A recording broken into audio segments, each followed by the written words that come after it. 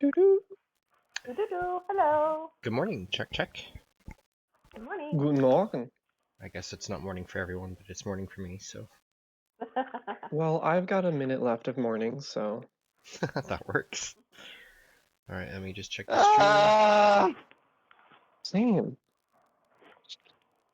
Hello, everybody. The stream's working. Hello, everybody. My name is Markiplier. Okay. Good. Yes. Time. Yeah. That's what I've got. Hello. I... Okay, so I think everything is going on. YouTube is working. Audio checks out. So we are live. So thank you all for joining me this fine Saturday for this one shot with the Druids of Not. And so we have the group of 4 people. If anyone here is a little new to Roll20 or anything like that, we'll just figure it out as we go. We're all learning, so it's no worries. Let's go ahead and do. I'm not. Well, wonderful. You'll be the coach for today. So let's do quick character introduction. So we'll just start. Is everyone in Roll20? It looks like. Yep. Correct. Perfect. So we'll just start from left to right, starting with Mady. Alright, so last time with me introduction, I rambled on a wee bit and forgot me train of thought, so I'll make this quick. My name is Matey. As you can see, I'm a warforged, a robot, if you will. I was a member of the dread pirate crew of the Ailstorm, and then they tossed me overboard, and I'm kind of looking for answers, but for the most part, I'm just looking for a fight. But, like, not with people, because I can't be bothered. And that's who I am. Nice. So you've reached this town, Hollen's Rest, which is kind of with one of the. There's the big sea to the south, and then there's the river that kind of comes up from there, or goes from the river down to the sea. And this city is located on that. It's the city of Hollen, or the town of Hollen's Rest. And so you find yourself here. Why you would go to the Church of Nula is up to you. We'll come back to that. But we're going to start here in the church. Next over is Emily. Let's do a quick introduction. Hello, everyone. I am Emily Caswell. I am a grand and new adventurer to this scene, and I bring with me my patron's magic and hopefully a bit of joy. Wonderful. And then you as well are going to find yourself here at the church for whatever reason. We'll come back to that as well. And we'll shift over to do a quick introduction for Isis Zahn. Hello, everyone. I'm Isis Zahn. I kind of just stumbled in here because I ran out of procurement and I need them. And sometimes when you live in the forest, you run into some stuff that can hurt you. So I ended up at the Church of Nula to get some healing potions and just kind of try to have interactions with people. They tend to kind of shy away. I am a drow elf, which tends to throw people off, and I try to be friendly, but it just doesn't quite work. So I'm learning, and it's not going well, but I'm trying, and I really think that trying is what matters, and a lot of meditation due to being a monk has really helped, but I'm trying. Wonderful. Now, as a drow, coming from the Underdark originally, I presume, or were you born on the surface world? I was born in the Underdark, and then I found my way to the surface world. My home life wasn't exactly the best, so I left at a young age. But mainly in the forest, the sun still really hurts. Yeah. So sure. a lot of the times you'll find me in a cloak and in long sleeve stuff, and just really trying to keep myself protected from the sun. Okay. And then just to confirm, if I remember correctly, Drow do have sunlight sensitivity, so if you're in sunlight, you have disadvantage on attack rolls and perception checks that rely on sight. Yep. So we'll see how this goes. Maybe I'll have to play accordingly. Next up is Zook. Hello, my name is Zook. I have a bit of a story as to how I got here, but to make a long story short, when I was a baby, I was separated from my family, and I was raised by a kindly older elvish druid who taught me kind of everything that I know. And now that I've sort of trained myself up a bit, I'm able to go out into the world, and essentially I'm just looking for any leads as to what might have happened to my clan. I'm a rock gnome, and yeah, that's a bit about me. Okay, perfect. So the four of you find yourself, like I said, in the kind of river town, the Hollen's Rest, and it's kind of a sprawling area. There's kind of certain portions of the city that kind of go down towards into a valley, and that's kind of the more dangerous area of the town where you have different types of gangs. Here in the upper part, you actually have many different churches. The Church of Nula is probably the biggest one. You can kind of see the interior resembles that of a cathedral. It's a probably 3 to 4 story building. And then you have all these pews and then different sub areas behind into the rest of the church.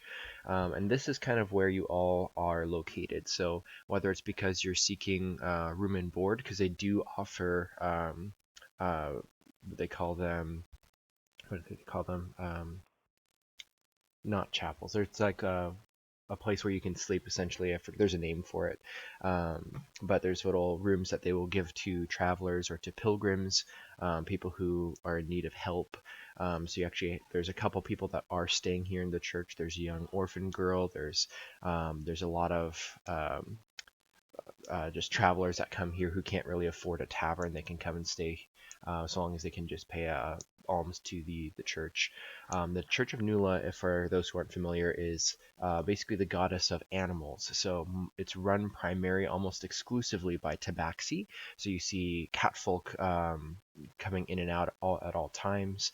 There's prayers that go on in the pews, and from noon until midday, there's usually kind of a sermon that's preached by one of the head priestesses. And you're all here at the church. Mady, what would bring you specifically here? Did you hear the rumor that they're looking to hire someone? Yes, I did, but I also hadn't, because I may or may not have participated in, or perhaps even started a wee bit of a bar fight. And I heard after the fact that perhaps, and this is only a maybe that I've got to go on, but I've lost my voice. They may or may not know something about me old crew. This place is not far from sea, not far from potentially a port town. There may be something that they've heard about the Ailstorm coming to port. Or maybe not. This isn't the best lead I've got at the. For sure, for sure. So you're entering into the church here, and you hear this kind of soft organ being played in the background. You see one of the tabaxi. She's a novice essentially here. She's in the back. Her name is Whiskersun, and she is seated behind the pulpit area back where there's an organ, and she's just playing music in the background. Emily, you are here at the church. What brings you again? Um, by chance, I have wandered into the general area. I do have a mission in my own right. I am looking for information on a lost person, and I figure the best way to do that is to help some people out, and it also helps people out. So, Okay, perfect. So you're kind of checking to see if you can gather information then? correct. Okay, perfect. So you also enter in, you kind of see the scene before you. The stained glass is letting sunlight kind of just pour in and with kind of a distilled colors. So you have green streams of light and blue, yellows. It's very, very beautiful. And you see again all these tabaxi, this music playing in the background.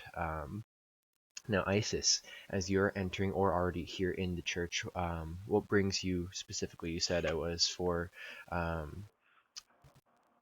Sorry, go ahead and repeat. Oh, things can get a little taxing in the woods. so it's easier to always have some health potions on hand. And That's right. churches tend to be pretty nice about things like that, especially if you can do trade for work, because the forest doesn't pay when you do things. So I Too have true. some hides and some stuff that I've collected that can be used in potions. So I have all these things that I can offer in trade, or I can do work to get the exchange for health potions. But the last owlbear I fought, it did some damage. So Awesome. having a few health potions around is never a bad thing. For sure. So what I would like you to do, just on that note, is I'm presuming these are just furs and stuff that you've actually gone out into the wilderness and collected. You didn't spend any starting gold or anything on them? Correct. Okay, so go ahead and roll a survival check. Okay. Awesome. 18. And then now just roll a persuasion check just for the future that's about to happen. Oh, I'm great at that. Okay, perfect. Excellent. Alrighty, and then Zook, as you're entering in here, tell us what brings you specifically to the Church of Nula, or have you been staying here, or what is your intro, sort of, to this specific location? Your backstory. Well, this is the first time that I've been here as well, and it sounds like I'm not the only person who might be looking for some leads as to some missing people. This is my first time traveling outside of the forest that I was raised in, and to be honest, it's a little bit scary. So I'm enjoying. I'm looking for some friendly faces, and I thought that the goddess of animals might be a good place for someone like me to start. Yeah, absolutely. And the church is definitely warm, friendly atmosphere. It's a very good feel in here. So as you enter around, you all are basically arriving at about the same time. Maybe you've probably come in, and since you're asking specifically on leads for ships, and on your specific one, you're probably waiting in one of the pews, maybe awkwardly, who knows? But you're waiting for one of the headmistresses to come down, the priestesses, to kind of speak with you. Emily, since you're also kind of looking at the trying to find somebody and get some information, you'd probably be also waiting. And then same story with Zook. Are you both going to be sitting over kind of near Mady, or are you all separated right now? As you Probably see each other. separated. I'm by myself, all bubbly, but still hushed because I'm in a church. But Okay. there are cat people around me. Yes, there are very many tabaxis. Most of them are involved with their own prayers, so they're not really wanting to be disturbed. But yeah, you see. Which is why I'm keeping to myself. Perfect. But yeah, there's small ones, big ones. There's jaguar type tabaxis. There's panther, those all black fur. There's ones that just look like your normal everyday house cats, but anthropomorphic, so they're humanoids. And there's all just sitting in their pews. One kind of goes up to the pianist, the Whisker son, who's playing on the organ, and just the music kind of quiets down as they begin to converse in hushed tones. Emily, as you are coming in, where are you going to be sitting? Do you see there's the tabaxi, but then you also see these two other adventurers, the Warforged and Zook. Do you approach any of them, or just kind of take your own seat somewhere? Wherever I can see them the most. So probably Just have a over. clear line of view of all of them. That would probably be kind of over near Mady, so you go and take a seat. Maybe not really Yeah. like Not next to not him, but like right in that next, vicinity. but understandable. Yeah. And then it's Matey either does not notice or does not. You can't tell which. He doesn't look your way. Understandable. Still keeping an eye out. okay. And then it's at this point that Isis Zan comes out from one of those back doors, and she is standing or walking side by side with a kind of very pristine and proper tabaxi priestess who's kind of walking arm in arm with her. And it looks like you have been discussing trying to swap some of these furs and pelts for goods and items. And Lady Vera does not seem to be that interested in assisting you. She kind of has her nose up in the air and just kind of leading you back out into the cloister. And she seems to be saying something about, we cannot just give away our potions that we spend so much time and energy to create in exchange for some rugs. You must understand. We can exchange for other work. We do have we do have some things that need to be done. Nothing too taxing, but I can maybe spare one potion in exchange for your assistance. I'm actually looking to hire some, I hate the word mercenaries, but I don't know what else to use. Some capable hands, you might say. Well, I mean, I thought that I did really good on these pelts, and she holds them up, and they're actually well put together, but she's just not a salesperson, so you Yeah. can tell that like her pitch behind whatever she's trying to sell probably didn't work too well. She's like, well, I put a lot of work into them, and I thought that they turned out really good, but if you're not interested, then I'll fold You them can up and always put them try back the in my market. pouch. We have a very lively market not too far away. As you can see, and she motions over that all of those of the priesthood, they're mostly wearing whites. Lady Vera is the exception. She's wearing very fine, rich furs. But all of the priestesses are wearing kind of like nuns' garbs with whites and blacks, and there's not a whole lot of leathers, and so it doesn't seem like they have a much demand, even like nice quality for them. So she kind of leads you back in, and you see before you again the tabaxi, and you see a couple of these other people waiting, and kind of dismissively, like she's not going to pursue it further, she motions for Matey and Emily and Zook. She kind of points you all out from up at the pulpit and kind of motions for you to all to approach. Oh, hell yeah. Yeah, Bouncing all the way up there. Matey walks forward. His metal feet makes an awful noise against the. I assume the floor of the church is stone. Yeah, it's like a cobblestone type of material. Definitely Yeah, there's stonework. So just it's a like clink horrific clink. clank crunch. There's a Matey is very heavy. He does not. Over in the corner, you does see not make- Whisker's son kind of break off your conversation, especially realizing that the headmaster is here, and begins to start playing the organ again to try to mask the noise as you're approaching. And there's some disturbed whispers amongst the congregation. Matey stomps harder. Now, boots would help with that. I'm pretty sure that they'd make them in your size. So I'm gonna stop in my tracks as I'm pouncing on up there, turn around to this quite loud mechanical man, and go up and in a hushed voice be like, I think you should stop that. It's not very nice. I think you should mind your own. I just Okay. keep walking. Okay.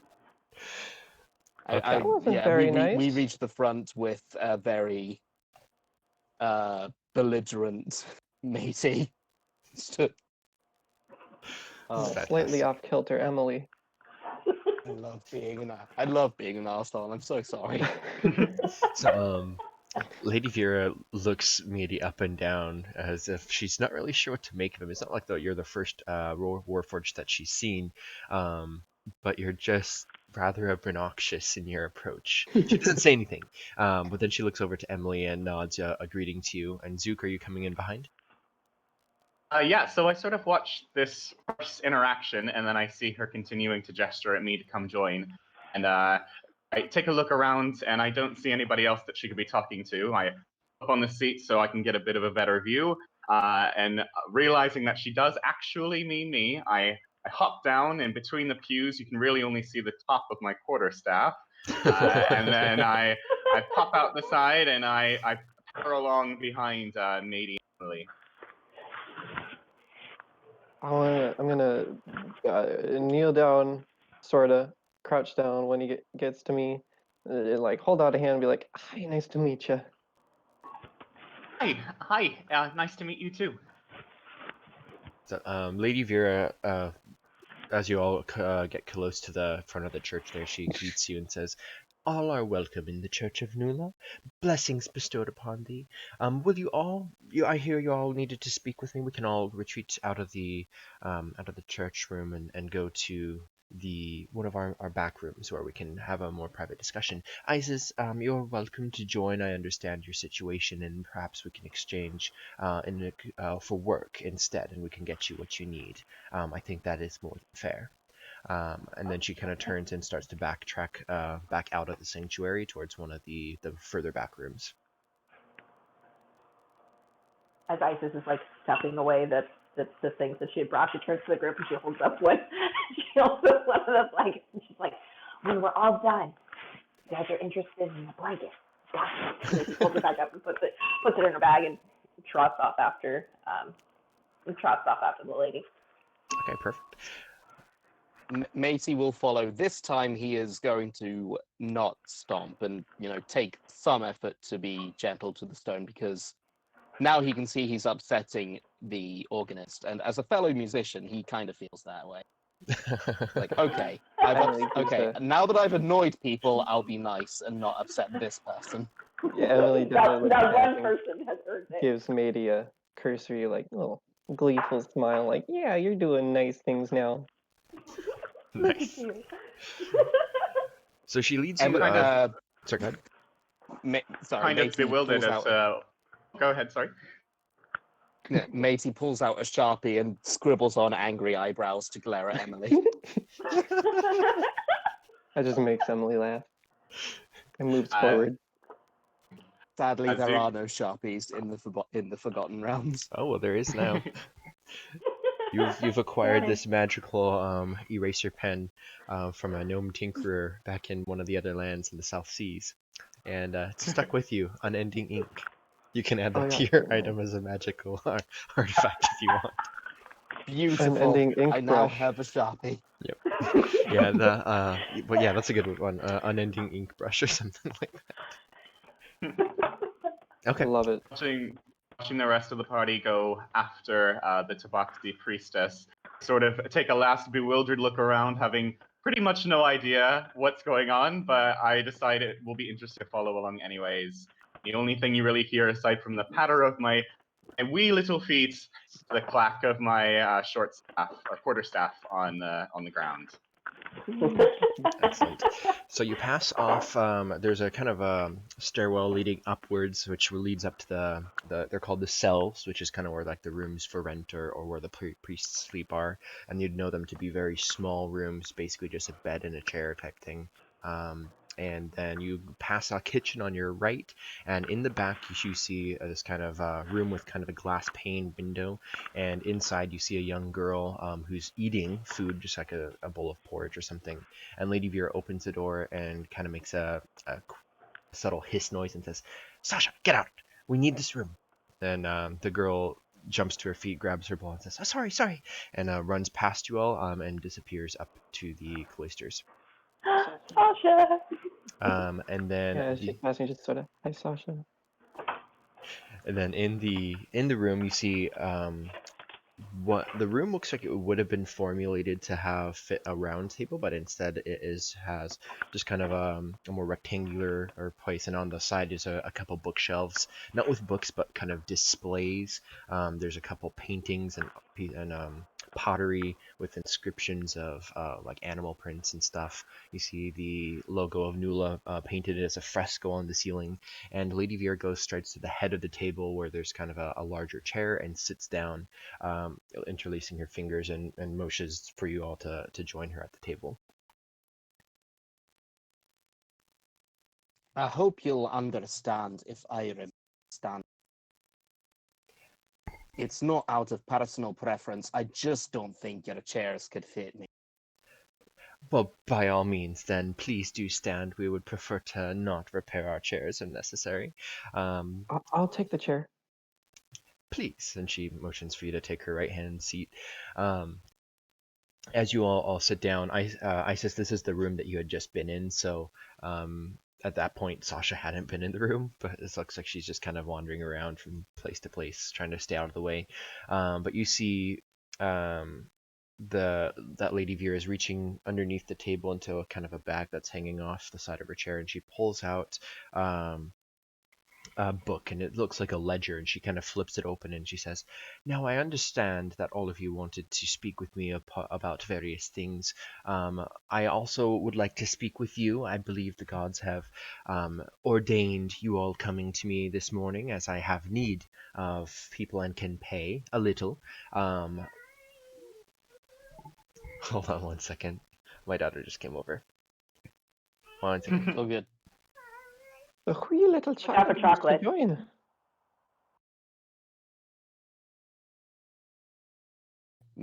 Matey uses like the corner of his common clothes, like his sleeve or something, to rub the angry eyebrows off.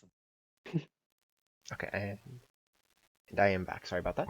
And so she pulls out the ledger, and as you're kind of removing the angry marks, just kind of wiping them away. It's kind of like a dry erase, so it's not difficult to undo it that way. Expo marker. Not What? Sharpie. So Lady Vera motions to you all and says, "Now we can first go about your business, if you don't mind, just as we're all together, just putting it out in the public. But Warforged, what is your name?" You can call me matey. If I had an actual proper designation, then it's been lost to time. She pulls out this magnificent feather pen and begins to sketch or write down something in her ledger. "Now, matey, you came here looking for information, I believe." I sort of pull my hood back a bit and reveal the sigil of the dreadship Hailstorm, which has been crudely etched onto a piece of metal and then crudely hammered back onto my face. It's a symbol of a flagon of ale, and above it floats a storm cloud with a lightning bolt arcing down into the cup. And I basically say, I'm looking for any ship that's carrying this on their flag. I know you're not a port town, but I know you're near several port towns. So I was wondering if you had any information. Yes, if you're looking for a ship, and I don't recognize that, but one of our novices here, she frequents over by the river barges, and you would know this as part of the city that's kind of built onto the river, and then there's like different like taverns and establishments, inns and stuff like that that are all kind of built right on the river brink. And she says, Yeah. "You can speak with one of my clergy here. Whiskerson is pretty familiar. I know she comes from that region. We were able to save her from one of the Whiskerson. orphanages." Yes, you might have seen her. Which one would she be? Was she the organist? She is, yes. But we rescued her from Lucky one of guess. the orphanages over there, so she knows people. I'm sure she can direct you to someone who can assist you with an endeavor trying to find something with the port cities. And then she looks over this time at the gnome Zook. Yes, I'm also here looking for information. I'm looking for a lost clan of rock dwarves, and I thought that you might be able to help me. Oh. And she leans back and she says, "Well, if you're coming to this area, the closest dwarf clans that I know about are up in the North Mountains. You might want to go to Stonewood and check there. I know they've got a quarry. There are gnomes that live up there. You could also look in the Kingdom of Neria. I'm not sure if there's going to be anyone here. We have lots of travelers, but certainly no clan establishments. Only filthy gangs, which are needed. The city needs to be rid of. But there won't be a gnome clan that I'm aware of." Well, they might be considered a bit unusual because they're actually a nomadic clan. It's part of the reason why I've lost them. I So see. I just thought it would be good to check everywhere if I can. Well, I can certainly keep an eye out if they were to come here. Gnomes are renowned for their craftsmanship, and so I would be very happy if they would come here. And again, if we could just get rid of some of these gangs in the city and purify the city back to the way it once was, that would be amazing. However, in the meantime, I would be happy to just keep an eye out and I can maybe send you a messenger if we have someone. If you are not otherwise engaged this afternoon, or maybe even this next day or two, I would entreat your assistance if you would stay for a moment. Absolutely. I'm not doing anything else right now, and I could probably use whatever we might barter for in terms of a payment for it. It's not easy doing this by myself. Absolutely. I know we're a church. We don't have funds rolling out of our sleeves. And as she says that, you can all tell that she looks very wealthy. But she continues. But we can provide a small payment depending on the success of what we're asking. But before I get to that, I want to make sure I address you as well. And what is your name, miss? And she looks at Emily. Oh, right. I am Emily. And And what can I I, be of assistance with? well, I stumbled into town. I figured I might as well try my best, try my luck at getting any information I can. I am looking for multiple people, not as a group. They uh, sort of show up one by one, uh, but I seem to have lost them. Is there any description of this, or and she kind of trails off, like she doesn't know how she can possibly help you with that. Yeah. Well, Any distinctive marks, affiliations? Are they of the clergy? Are they not? uh, they all happen to be sorcerers. Oh, indeed. Um, one is a female, a human like me, um, Sasha, maybe. She pauses, and then she slowly answers and says, "What would you be looking for these people for, I wonder? A relative?" To, um, one of them is my sibling, yes. I'm just looking to meet back up with them. It's been a while, and we weren't supposed to be separated, and I just want to make sure that they're all okay. I see. Well, we might be able to assist you. What I'm about to ask is potentially might bring forth those who can wield magic. One never know. Recently, and she closes the book that's in front of her after just recording your names. Um, Recently, we had an incident here in the city where somebody well, there was a theft here at the church. We were able to recover what was lost. However, there was I don't know how just to put it, but a great evil that was in the forest nearby. And while we were able to defeat it, there are ruins that are remaining from this evil. I to make a story short, there was a dark dryad which, for whatever reason, wanted one of our holy books, and that dryad was defeated, but it was encased in not a tree, but in a dark obelisk. And that was destroyed, but I want the ruins to be either brought back here so we can completely demolish it, and just I don't want to have any risk of taint in that forest any longer. So it's maybe a couple hours the distance from here. It would not be terribly difficult, but in exchange, I can offer you 50 gold, or if you prefer, and she looks at Isis, we can do business by trade, and I can offer you all one of our magical healing potions that we brew. Um, if that is acceptable, then I think you can do a little more to assist us with our travels further beyond here. As she soon as Emily says that, Isis looks shocked. Like there's actually a way to get more, and just completely bewildered and looks Oh from yeah, Emily totally. to her, to Emily to her. so Emily, I would like you to roll a persuasion check. Sure thing.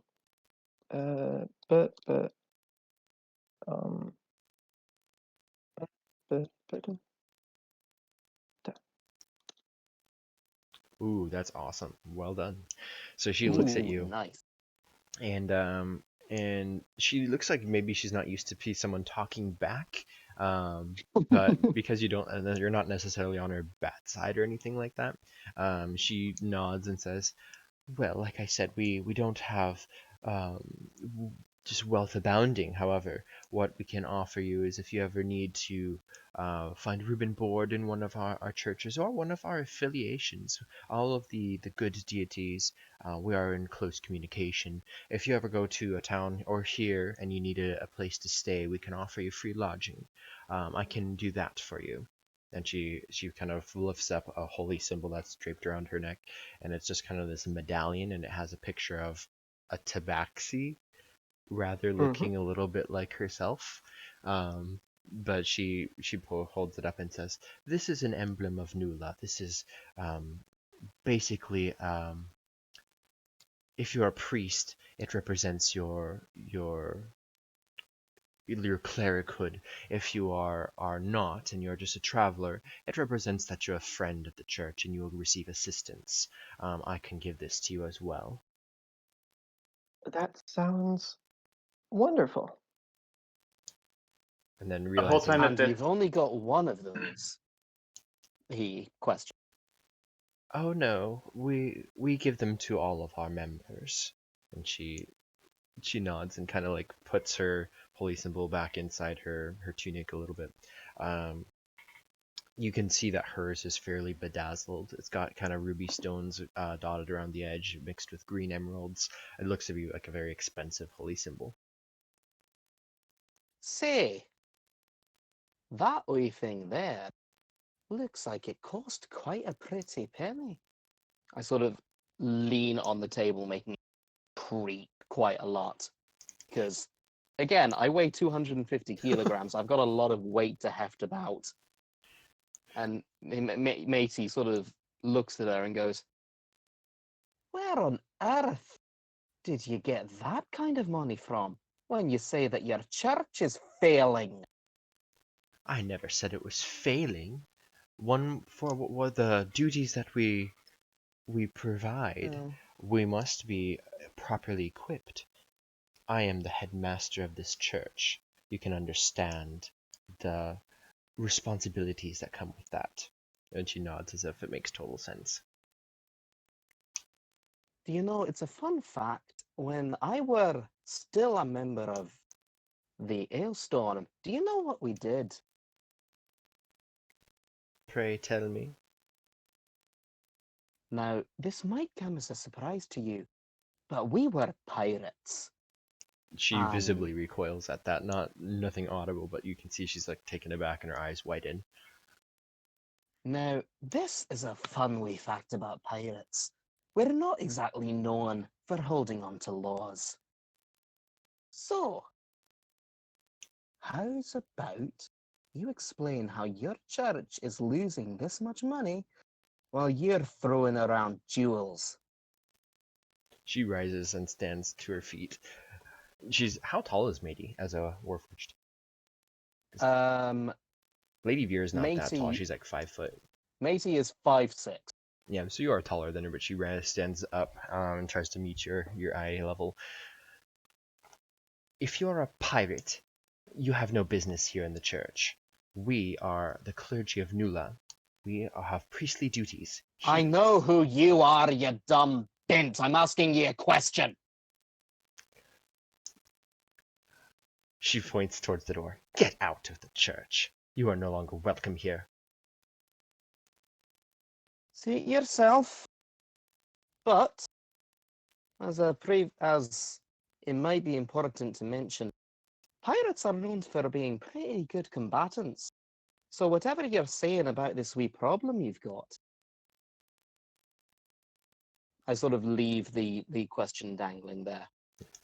She lets out kind of a very cat-like hiss a little bit, and she says, I was trying to do you a favor. I thought you were a mere traveler. I should alert the authorities. We have pirates in the city. I should have known.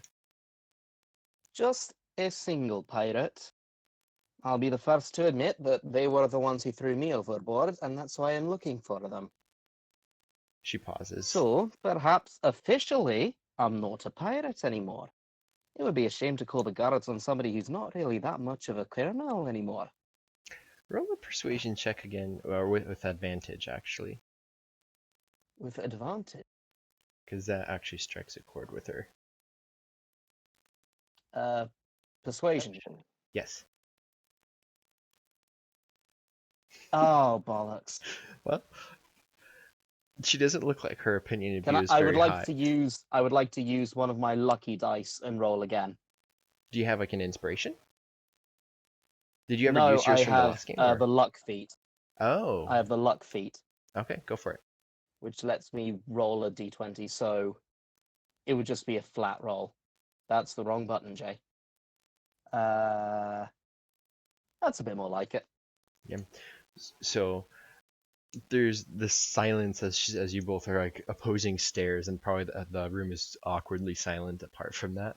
And she starts to like her shoulders roll back and she relaxes a little bit, and then she says, "So if you are no longer a pirate, perhaps we can still do business. We are not in the business of hiring those against the law. However, for one who needs to make recompense, we may assist you." And she motions for you to return back to the table.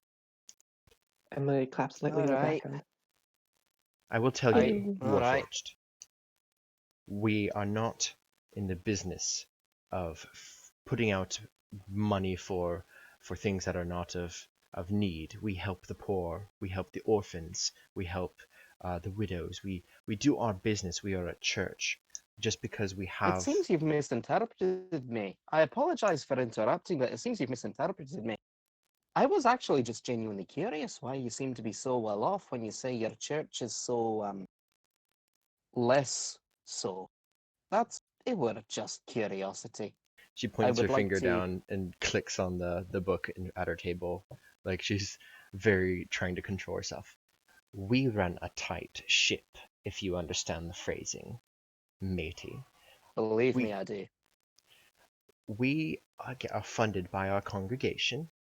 We provide a very honorable service to the city, and we are not in the habit of letting gold just flow through the streets unwarranted. Our funds, while safely secure, are to be used for certain things. I do not have the budget, and she spits out the word a little bit, to frisbee out gold left and right. Again, I'm sure you understand. And at this, like, for Isis and Zook and Emily, I presume you're just kind of like listening, like silent at this point. Yeah, Pretty during this entire exchange, I've really been paying attention to the talk about gold and exchanges, because it's not something of particular interest to me, but I do have a kind of darkened look on my face, and I asked the priestess, so you just killed that dryad. Did you ever ask why they needed that book? The dryad said, I know, wouldn't do something unless they really needed it, and they would certainly never steal. Can you tell me more about that? Her facial expression changes as she looks down at Zook. No, that's the thing. I personally did not go and undertake this. I had duties to respond to. But those who went out and were able to resecure the book, they defeated the Dryad, and that was it. That's why I'm sending out another party, because I consider this task incomplete. You don't know why they took it, and maybe you didn't do it, but you oversaw someone who did kill it. We sent out a party, yes. And to answer the question, Dryads are normally friendly creatures. You look like one who would know. This was no normal Dryad. This was a dark creature, corrupted, which is why we need to destroy its source. We do not want that filth to return. See, I just sort of sit back quietly.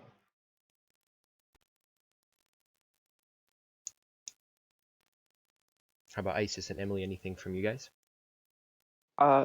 Aside from my spiel about getting paid a little bit more based on my knowledge of the situation and my slight encouragements, I've just been observing the emotions and the interactions going on in the room a little too closely.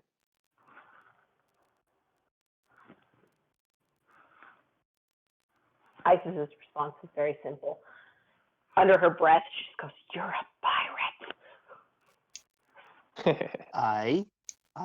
Well, the matey sort of stumbles over his words, sort of rubs his faceplate, and you could tell that if he had proper eyes, he would be sort of like rolling them in his head. He just sort of goes, "Look, I'm not exactly a pirate anymore. I still operate semi outside the law, but as I don't have the backing from the crew anymore, it's not exactly a good place to be, if you understand." No, I don't. But you're a pirate. Okay. Excuse me. If Aye. you were kicked out of your pirate group, would that have been in a port area, or were you actually kicked off into the water? Do you rust? Yes, I do. I like raise my right arm and reveal that a good chunk of the interior has started to rust. Not enough to affect my capabilities, but it's clear that there has been a lot of seawater logged in there at one point. And I just go, "Look, they did not throw me out at a port town. I don't even know how to describe it. We or other warforged, not that I've met any, we don't sleep as such. We power down. We're still able to see and sense, but we can't interact with the world. We just stop working for around about 6 hours. And during that time, the crew got together and wordlessly, they did not say anything. They threw me overboard. And we were at sea at the time. So as soon as I reactivated, I basically walked in a straight line until I reached land. It took a while. You I'm not poor entirely grumpy sure robot. how long, Well, I but trust. that's And the situation. the Lady Vera once again stands. I trust you learned your lesson from that, and you will swear to never be a pirate again. Now, I do have other duties to attend to. If you would all be able to go, all I'm asking is for you to retrieve the rubble that was missing. Not the rubble that was left there in the forest. I have the location dotted on the map. It shouldn't take more than half a day. You go there, you bring it back. You can take the church cart and bring it back. I will be able to give you. And she looks at Matey for a second as if she's almost wanting to go back on her word, but she says, "The emblem of Nula, and I can give you 50 gold pieces, or one of our potions if that's what you prefer. Your choice." Sounds delightful. Keep your gold. All I want is the answer to my question. Very I- well, and she looks pleased by that. I meant the question that I asked you, not the question about my... Because you're not telling me everything. Tell you what. But, I'll wait until we're done here. Yes, we can There speak is a more certain upon your amount of return. goodwill to be built up. Yes, it is our business to help those in need and those who need salvation. Oh, stop the spiel. I'm not interested. Very well. We'll be off with you. We don't have all day, and I have other duties. And she begins to leave Yeah, the room. Matey just storms out without listening to her. Okay. So, Matey then comes back into the room. Which way is the exit? I've forgotten. I trundle on out with Matey and walk with him out the door. Thank you. Sort of slip off my chair and with another bewildered look at everyone in the room, I step out myself.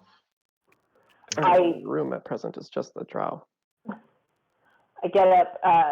I get up and I just kind of look at her. We kind of exchange this look of like, we've done business before. This is really different. And then I just kind of like give her a quick nod and then I run out the door. Because Okay. this is going not normal. So you exit out the church through one of the back doors. One of the other one of the other novices kind of leads you out to where there's a bunch of farmland in the back, or gardens rather. There's a bunch of hanging vines with grapes and stuff. Just like they have a lot of produce that they're growing, lettuces and carrots and tomatoes and all that. They kind of lead you past these raised beds into kind of where there's more of like a back stables area, where they pull out a donkey from one of the pastures areas where it's grazing, and then they hook it up to a cart. It's just this kind of two-wheeled open pickup bed type of a cart, where you're able to take that, and you're given the map which leads over to the forest. It's about probably a 3-hour ride if you're on the cart, so it will just take you, if it's like mid-morning, so it'll take you a little bit after lunch, but if you want to continue. Yes, nothing. Forge the way ahead. Okay. Warforge the way ahead. Glad somebody said it. Yeah, this is my spiel. Okay, I do not have a mini for the cart, so you're just gonna have to pretend you have minis for the cart. You go through the forest. You go through you exit the city. There's the just kind of slow clip clop of the donkey plodding along. You get a little bit halfway down the road to where the city's almost behind you, out of shot.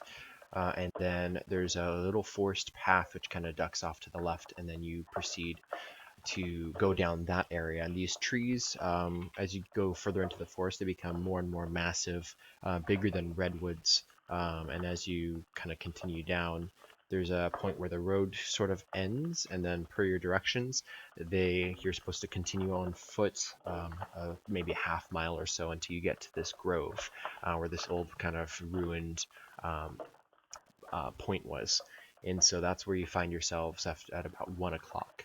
And you come up onto the scene here. If you see on the map, there's this kind of raised, elevated, not dais, but almost like a stage. Like if you're going up some stairs, then that's made out of rock, and then there's a flat area, and it's all covered in moss. It's years and years old. The forest has definitely kind of overgrown in this area. You can see that not too long ago there had been a lot of tracks through here, and at the top you do not see anything. Just an open area. The further we go into the forest, the more you can see Zook sort of relax. You can tell that this is really being in his element. When we get out of the cart, the first thing I do is stretch really big and wide, which is only about a 2-foot wingspan, or sorry, a foot wingspan, and just a deep breath of fresh air. Yeah, it smells like pine, and the air is fresh. Nothing really feels evil about the forest. Everything's just kind of normal. You hear birds in the trees, the rustling of branches as little critters scurry about. You scare off maybe a couple larger animals as you're walking through, but yeah, it's just very pleasant. As soon as they get into the forest and there starts to be not direct sunlight because of all the coverage of the trees, Isis will take her hood down and kind of like shake out her hair, and just also looks much more at peace by being in the forest than she did in the temple, or as they were walking through town, where she was bundled up like a mummy walking through town, so she didn't have to deal with the pain of the light. During the ride, Matey has played a few pretty high energy shanties without singing. He Of course. has refrained from putting any lyrics to his song currently because I can't sing in Scottish. I mean, when you got the music box in you, you're allowed to do that. I forgot to mention, Matey is a bum, and he has a violin built into his left. So he unfolds the violin like a bloody transformer, and he has like a bowstring just in his bag. It's a separate item by itself. He just has a violin built into his arm. As soon as it starts doing its whole Transformers thing, like Isis is just focused on it. She just looks absolutely stunned and like super excited to see something that's so out of the element that's happening in front of her. Matey will oblige Isis and very slowly transform his arm back and forth from violin mode a few times just so she can see the mechanism closely. She's uncomfortably close. She's watching it happen. She's not stupid enough to like get her nose in and get caught, but she's definitely like in your space, staring at this happening. Like, oh, Matey my doesn't care. God. He's like, yeah, whatever. And of course, Like, Emily oh is my watching God. this interaction closely as well. Not the mechanism, the emotions. How well can Emily read a blank faceplate? Quite well. All I have are There eyes. is a All I lot of have are glowing blue inference eyes. going on. Roll for insight. I'm waiting. How much can you pick out? How much can I pick up? Am I allowed to do this? How much can you? Yeah, if you want to roll insight, Yeah, make an insight check against Okay, against that's Macy. not quite as good as my persuasion. Oh,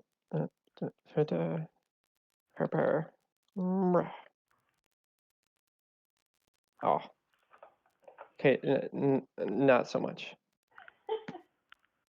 I'm Not gonna this take a time. mad guess that the blank faceplate facing you reveals blankness. You cannot tell whether Matey cares or not. I like I to actually think as sense a bit Matey of, is looking over at you, he's just still playing his violin without looking. The violin is part of me. Like, the arm splits open, the hand, like, splits apart down. He doesn't need to move his arm to play the violin. His hand is on rails, and it just rolls up and down the body of the violin to play the chords. So he doesn't have a Can you bowstring? tell I didn't do anything musical? No, Matey has a bowstring in his other hand, but his left hand Yeah, just moves gotcha. up and down on rails to reach the chords. Perfect. So, as you pull up into this clearing, you see on your map this is exactly the spot that you were supposed to go and collect this rubble of this kind of obsidian obelisk.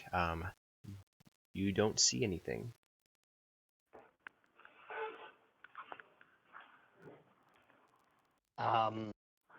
We are sure this is the place, right? I know how to read a map, but I'm more used to ocean maps, not land maps.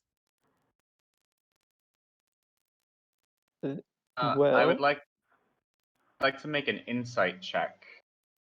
Okay, and for what? Just for the area directly in front of us to see if there's something that we might be missing. Okay. So depending would on be what kind of perception, thing, I surely. would say like perception, yeah, would be as if you're trying to look into the forest for physical things, if you're wanting to investigate the area to try to find signs of something. If you're wanting to do insight, that's going to be more like if there's any auras or something like you're trying to Okay. yeah.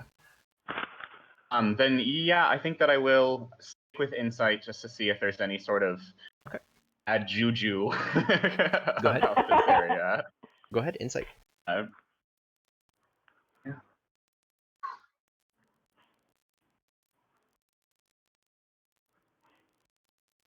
Okay. So here's the first roll, so 17. So you kind of step forwards away from the group a little bit as you're approaching, and you just start to scan the trees, and you're not necessarily looking for things within the trees. You're trying to sense any darkness. As of now, it's just been a normal forest, but kind of once you get into the clearing, you sense there is something kind of weird about this. Like this is not necessarily an evil place, but something dark has happened here recently. You're not sure what that is, but there's kind of a vibe you get from the area, just kind of maybe a little unsettling. Like, not that this is an inherently evil place, but that something evil did happen here. Yes, exactly. As Zook starts to venture in, Isis is gonna like snap back into reality, and she's gonna scramble off the cart and follow Zook. And while he's looking for like essence, she's going to look for any disturbance. Has anything been moved recently? Is anything out of place? That type of stuff. Okay. Yeah, that would be more of like a survival check or investigation maybe if you're trying to see like on the ground if things have been disturbed, something like that. And you can move your minis on the map if you want to go anywhere specifically on the map.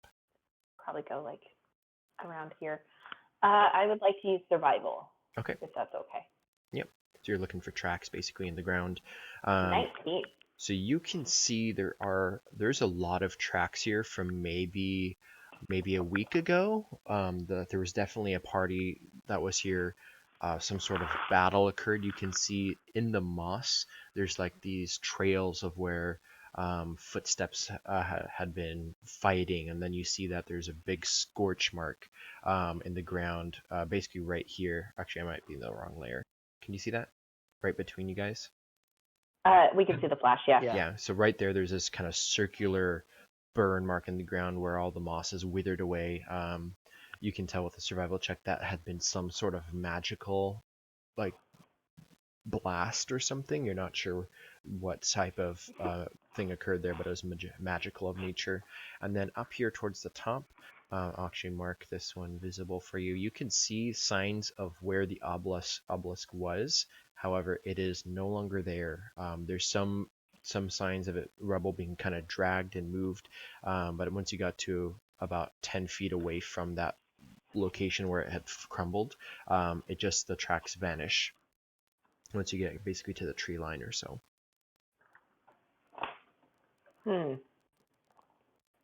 From here, where the indicator is, can I see what direction it got dragged to?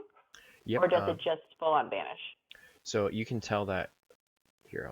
I'll mark it. Basically over here, once it gets to the tree line, the rebels looks like it's kind of dragged over, and then it is like either lifted up or transported some way, but there's no real tracks. With a 19 survival, you can tell that there are tracks, but they're human. They're 2-leg tracks. So any sign of them being heavily weighted does not. It looks to be just someone very light on their feet, kind of has trotted around in this area. And then everyone please roll a perception check. Or if you're not being perception, then passive. If you're actively looking around. No, it would be active. Fucking +4 and I roll a 7. I get a 7 total. So you said it would be perception if you are passive, or so if you're not necessarily looking around actively, then you can use your passive perception. If you are looking around, you can roll for it, whichever you want. I would be looking out into the forest area, so passive if it's not going to be in the forest area. Okay. So yeah, which would be 11. Yep.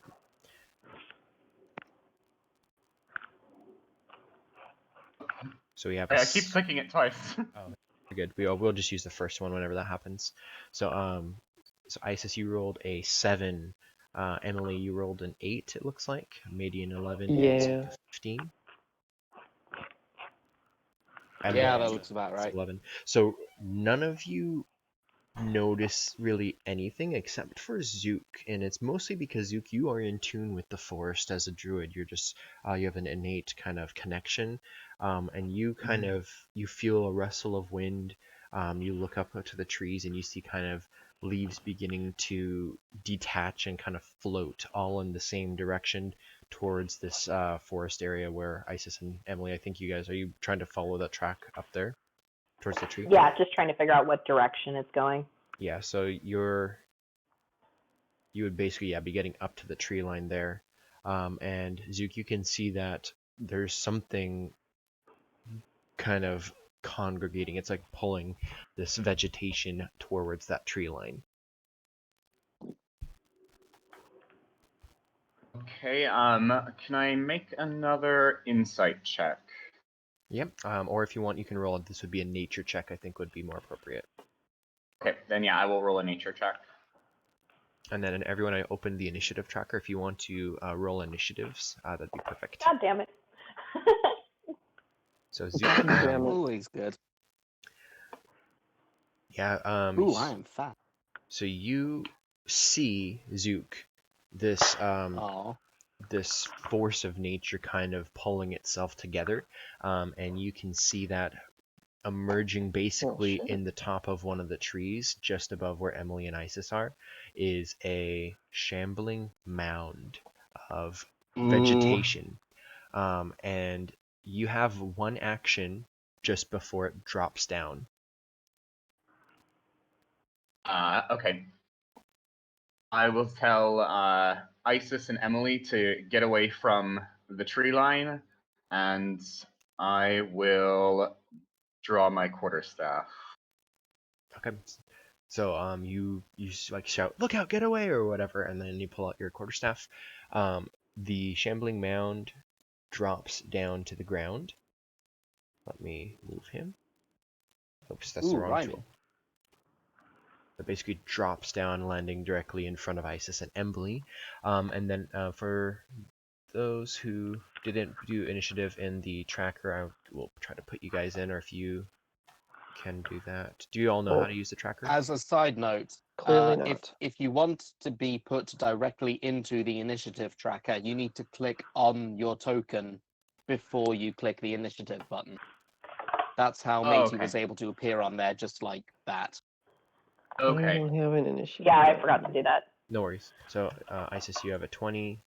Yep. Zook, you got a 12. Oh. Emily got a 13. Mhm. And then let's roll for them. I don't know how to do the bad guys in there, so I'll roll it normally here. And Shambling Mound have -1, so that's a 12 for them. Okay, so there's this. In terms of a tie, if I remember correctly, doesn't the one with the highest dex first? That's Yes. it. We That- can Yeah. work with that. That's another version's. The You- rules is written as like. Sorry, never mind. Ignore me. Yeah, so typically what we would do is I just use the dex modifier rule, so like a Shambling Mound is a -1, so I'm bumping it to be underneath Zook, which there, now it's done. Prefer that rule anyway. Yeah, the other option that I've seen is like 2 people just roll opposing ones and the higher person goes. Or if you're on the same side, you can always just decide. I've seen that too. I'm pretty much okay with any of them, so if you guys have a preference, but when it comes down to bad guys being tied, I'm going to go by dex modifier. And if it's a No, tie I there, think we then should go by dex modifier. Yeah, I'm Dex for bad guys, but if you tie with somebody else, it can kind of be like, I'll go first or you can go first. I think I'm that's for fair. dex for all things, but I mean, whatever. It works. It's fine. Okay, so the Shambling Mound, with its surprise turn on you guys, Zook, technically, you would get a full turn for the surprises the way I wanted to do it. So you have basically an action, you drew your quarterstaff, shouting is free. Did you want to move or use bonus action at all? I'd like to use my bonus action to cast Shillelagh on my quarterstaff, Okay. which essentially means I'm able to attack with my spellcasting ability as opposed to strength. Yeah, absolutely. What does this look like as Ooh, you that's as the good magic stuff. flows Nice. through you? The hard wood that is my quarterstaff suddenly starts to sort of not crack as in break, but you can see live like roots and vines start to come out of it and wrap around the hilt. Just sort of like gives off this sort of energy that it's clearly taken on a magical quality. Quick question: is Shillelagh a cantrip? Shillelagh is a cantrip. Hell yes. That's Beautiful. awesome. Okay, sorry. So the Shambling Mound with its surprise turn, it drops down with its movement from the tree, hops down, and then it is going to try to slam Isis with its attack action. And that will, I presume, hit. That is a +7. Is it the So yeah, so is 22. it the first one or the second one? No, that was initiative for the 13. Oh, sorry. So the 15 +7, so that is 22. Yeah, that hits. Okay, slam does Oh, that reminds me. 2d8. So 13 plus 4, 17 damage as it slams you. Jesus And Christ. then you and you must make a if it engulfs. Shambling Mound engulfs the medium creature grappled by it. The engulfed target is blinded, restrained, and unable to breathe, and must succeed on a DC 14 Constitution save at the start of each round, or take an additional 2d8 plus 4 damage. So it's I don't think it engulfs you, does that this round, but you are grappled by it, so you're beginning to get sucked into the vines and leaves and brambles. And then So if she passes her dexterity saving throw, then she'll be able to escape. Correct. Okay. So it's the start of Isis's turn, so the first round basically, as these vines are beginning to pull you in. What do you do? Well, I definitely want to break free of that. So is it a dex save or a strength save to break free? I think it can be either. For grappling, let me just check.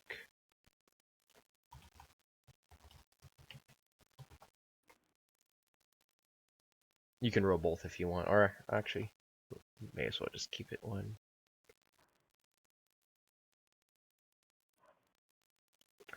Yeah, for this would be strength, because it trying to break the opposing strength check. Okay. Ooh, 20. Okay, so you are able to break free.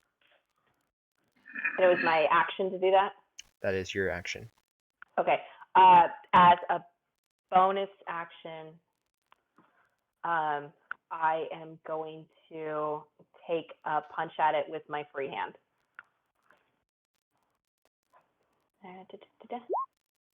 That's a 24 to hit. That will hit. It's a big blob of vines. And I did 5 points of damage, and then for the path of the Kensei, I have agile parry. If you make an unarmed strike as part of the attack action on your turn while holding a Kensei weapon, you gain +2 to your AC until the start of your next turn while the weapon is in your hand and you are not incapacitated. So does that count as my bonus if I do it during my bonus action as well? What was the ability? As part of the attack action. Yeah, so if you're using your bonus action is your unarmed strike, that is an attack, yes. Cool, awesome. So for just point of order, her AC is now 17 instead of 15. Okay, that will definitely come in handy. So, and that is the end of my turn. Okay, Matey. Matey, his violin is currently out. He did not put it away, as that is, of course, his spellcasting ability. Spellcasting focus, should I say. He is going to cast... He's going to cast Vicious Mockery, which unfortunately means I've lost all my insults. Hold on, I got you. Let me pull it back up again. No, it's all good. It's still in the it's still in the Discord chat. I just need to grab it. But there is somewhere else that I want to pull the insults from. I just need to find the place. Sorry. He shouts. No.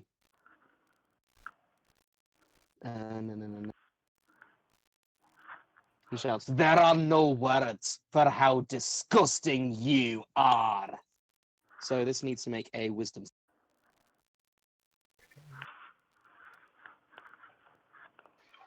That passes. Bugger. I'm actually not Well, even nothing sure happens. that it can hear you. I'm trying to read up on it real quick. It's immunity. It's immune to being blinded, deafened, and exhaustion. So I'm gonna rule that actually it doesn't have ears. So, but are you doing psychic damage to it? Yes, if it passes the save, which it did, however, nothing happens. Okay, so there's going to be your bardic magic, even if it can't hear you, since you're doing psychic damage. It's more for your benefit than as you're speaking this insult, that's the transfer of damage to it. So it will still take psychic damage. It's just it can't hear your physical insult. So it doesn't really matter what you say, but it's more for your benefit to basically convey that wave of psychic energy. So. But it does pass its save. Oh, actually, yeah, poison +0. So that's your turn, or you have anything else? Yes, Matey will also cast Healing Word as a bonus action at the first level. So on Isis. So Isis, you get 1d4 plus 4.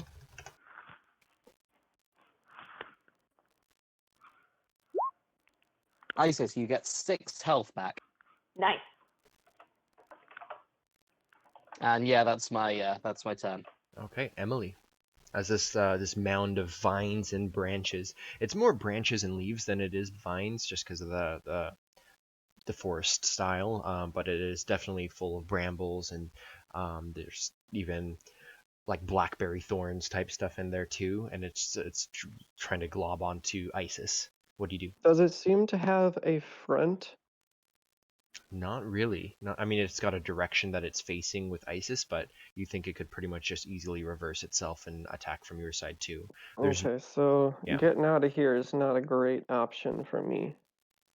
Uh, hmm.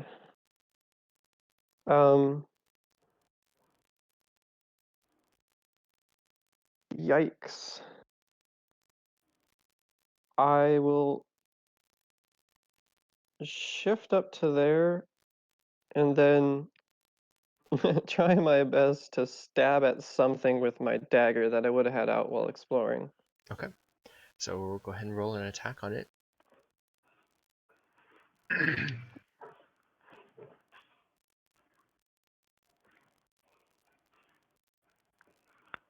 9. Okay. So as you kind of like try to strike into this mound of branches, using a dagger on the vines is not terribly effective, and you're also kind of cautious because you don't want to claw yourself with the short weapon by getting too far and then catching scratches. So unfortunately, you're not able to make any significant purchase on this monster. Shock.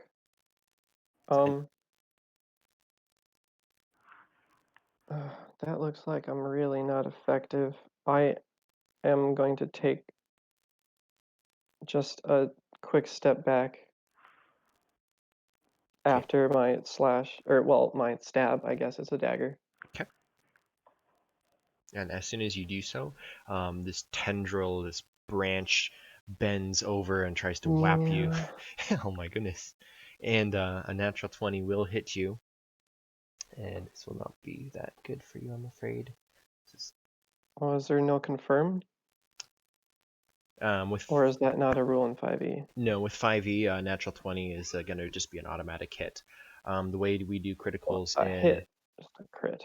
Well, it's a crit. So the way that natural 20 crits work is we do the normal damage, which for this is 2d8 plus 4, and then it gets max damage on the dice again. So it would get an additional 16 damage.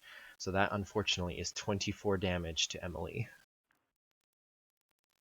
Fun. Or actually, it's 2d8 plus 4, so it'd be a little bit more than that. But either way, that would drop you down as this branch whacks you, probably in the head, I imagine, to knock you out. Yeah. I feel like I should say where I'm coming from.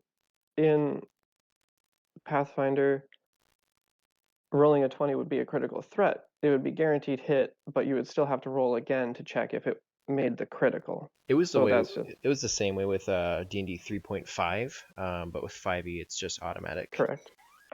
Okay, well. Yeah, they tried to simplify things a little bit more with 5e, so I understand where you're coming from, but it's unfortunately whacks you across the head and sends you flying a little bit. And you drop to 0 hit points. That is next, Zook. Right. So I have seen this before from where I come from, so I know, generally speaking, that getting close to it is not going to be my best interest. So I'm going to stay where I am. There's a spell that I want to cast called Moonbeam, and essentially it. I know it sounds a little silly considering it's daytime, but it does not specify that it can't be cast during the daytime. It hits in a 5-foot radius. How large is the shambling mound? It occupies a full 5x5, so it would be able to drop directly on top of it. Super. So I'm gonna go ahead and cast. I'm gonna cast Moonbeam, which does You make a Constitution saving throw, and if you fail, it takes 2d10 of radiant damage.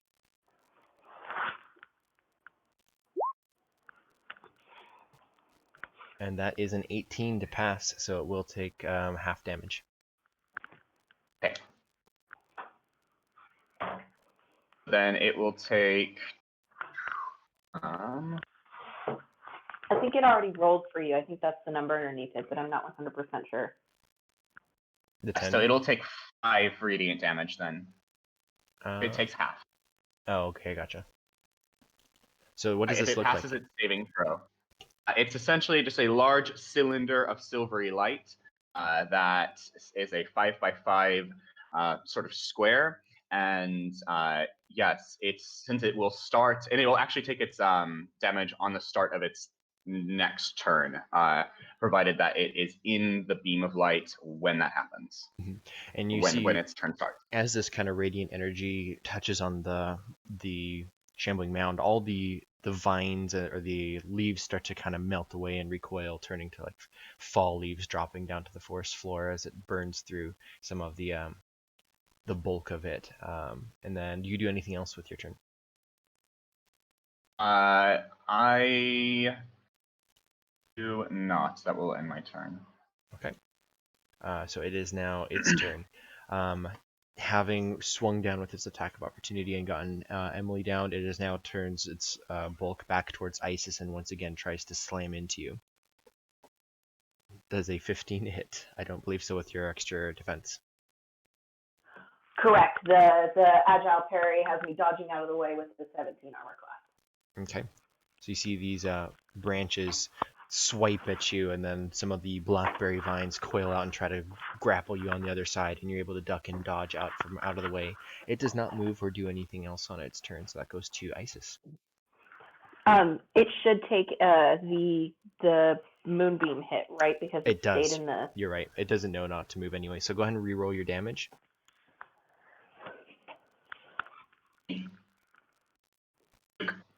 Or does it have to make a Constitution save again for it?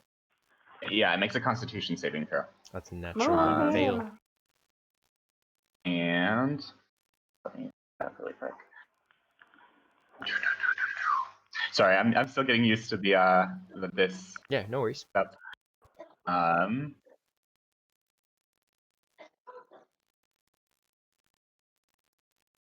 Sheet that I have pulled up.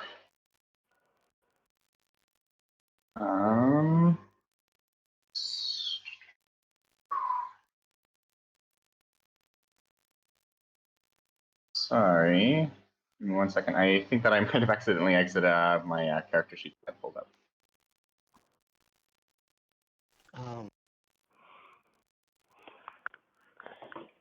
Don't worry, I'm not like disparaging you. It's just that my parents have started playing music really loudly beneath me, and this is a very bass-heavy song. I'm upstairs and they're downstairs, and I can feel the floor shaking from. I don't know what the hell. What are they listening to? I know this song. Shut up for a minute. Oh, okay. Really quickly, I'm back on my character sheet. I don't cast it again. How do I re-roll that damage? If you just click on it, it should do it. Yeah, if it does everything, then we'll just look at the damage portion again. Okay, so just click cast on it again. Yeah, may as well. That's 10 points. So again, if it takes away your spell slot on D&D Beyond, just click it to get your spell slot back, because you're not using another spell slot to cast it. Okay. Yes. Okay. And okay, I will unclick that. Yes. Okay, perfect. So this moonbeam is still just hovering above and enveloping the shambling mound, and again, more of the leaves and vines are beginning to kind of wither away and drop to the ground like dead leaves in fall. And it is anything else on? Actually, no. It's the next up is Isis. Up next is me, right? Sorry. So the radiant damage took place at the end of the shambling mound's turn, so it's Isis, because I don't think you actually took your turn yet. Correct, I did not. So Isis is going to pull back her Morning Star blade and take a swing. Okay. See if it will register. That's a 7. Yep. That again, the melee weapons that you guys are using as you're striking it, it's not that effective to cut. It's like using a mace to break down blackberry bushes. It's even if you hit it, it's not really dealing much damage. It's kind of moving it out of the way, and so you swing left and right and don't really connect to do any damage. That's freaking max damage too. That bothers me. Okay, so I'm gonna, as my bonus action, I am going to take I'm gonna take a kick at it. Just a good old fashioned kick to the butt. That's a 23, so kicks and punches work. That'll work. That's 4 points of bludgeoning damage. Okay. So You're she, like, hitting vital brings her- branches. Brings her boot up and like Sparta kicks it like. Yeah, I like to think it's not so much hitting the vines, but like the core log. That's kind of like the spinal cord of it, and you connect deep into the mound. Yes. It shudders. So that's your turn. You don't want to move and get an attack of opportunity? No. Okay. No, I'm gonna stay there and I'm gonna ready to parry because I get that +2 to my AC again, so back up to 17. Okay, Matey. Matey is going to run over to Emily Yay! and make Clomp, clomp, a clomp. medicine check to try and stabilize her. Clump, clump. Okay, I think the DC for that is half the Because damage. I've only got so many spell slots and I don't want to waste them. Sorry, what was the DC? So let's see. The mound rolled 12 plus. So that would be a 14 DC. For half the damage taken. +4 to medicine. Let's try not to mess this up, please. Oh, for God's sake! So Use That's your a luck. nat 1. Does she have another luck? Jesus, no. To You only hell have with one this, luck? I'm using my luck dice. I'm using my luck dice. To hell with this. Okay. I've got 1 luck dice left, and I'm going to roll it again. So that feat, does it give you Yikers. two lucks per day? It gives me 3 luck dice per day, which basically gives me advantage on 3 anything. rolls. Yeah. Didn't So work anyway. so if it No, it wasn't matches. if it wasn't such a strong head blow, the 10 would have been in the normal DC, but it's either 10 or half the damage taken, depending on which is higher. So you're not able to find like an actual visible wound. There's no like blood or cuts or anything. It's just like a head strike. So unfortunately, you're not able to stabilize Emily. And Fine. then Bugger this. Can I healing word? Because it is a bonus. you can, yes. All right, I healing word. All right, then that Emily, you heal. Emily, you heal. Oh, good. You heal 8 health as I like pat you down trying to find a wound, and then just go, "Oh, get up!" Shout her back to consciousness. A shocking revelation. Basically, Hulk shouting at Tony. Yes. Ah! 40. Yeah, I basically just yell at you and you wake up. That's fantastic. Okay, so Okay. Emily, so that's Matey's turn. So Emily, as you regain consciousness, a headache, but that's about all that's left from that thwack on the head. What do you do? Half my movement to get up, I believe. Yep. And then right here, with a line of sight still, I'm not like completely behind Métis, but Yeah, no, you're line of fine. sight. And out from my hand comes this twirling, well, I'm going to Eldritch Blast. Yeah, perfect. Golden and fayish and magical and whimsical. That's cool. I've That's never how seen mine someone looks. flavor the Eldritch Blast that way. That's awesome. Well, I mean, if I got a specific ancestry, I might as well. Yeah, go for it. So roll, and then its AC is actually a 15. Okay. Physical commands. This is fun. Oh no, not that. That. Fuck me. Oh no. You have two Oh, rays good though, so you lord. get to do it twice, right? What? Yeah, I think you What? have two rays. I think that's at level 5, isn't it? Yeah, level 5 is 2 rays. Is it 5? I thought it was 3. I could be wrong. Yeah, Yeah, 3 is no, where last you get warlock your I made was path. at level 5. 5 you get 2 rays. I think Matey's the only one who's level 5 here.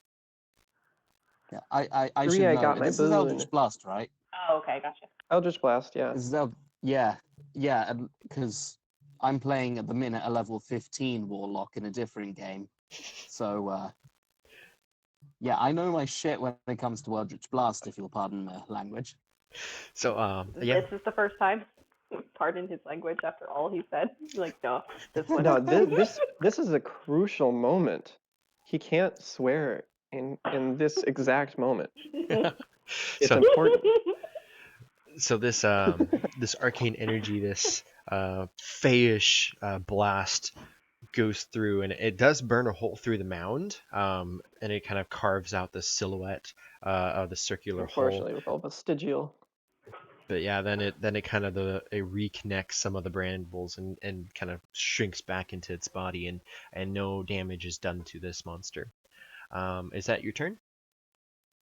That's my movement, my action. I don't really have a bonus action. Okay, so it Not too much to do. goes to Zook. Okay, so I am going to rush forward to it, and then I'm going to attack using my shillelagh, which is going to use my wisdom as opposed to strength.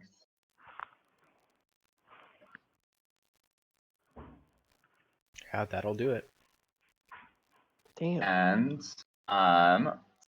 here. Right. Okay. So I know that means that it hits, or is that the damage that it does? So that's the hit. So you met its armor of 15, so 17 beats it. So now you get to roll damage. And then Shillelagh, I think, adds additional. It makes it a magical weapon, and I think adds something, doesn't it? So shillelagh adds a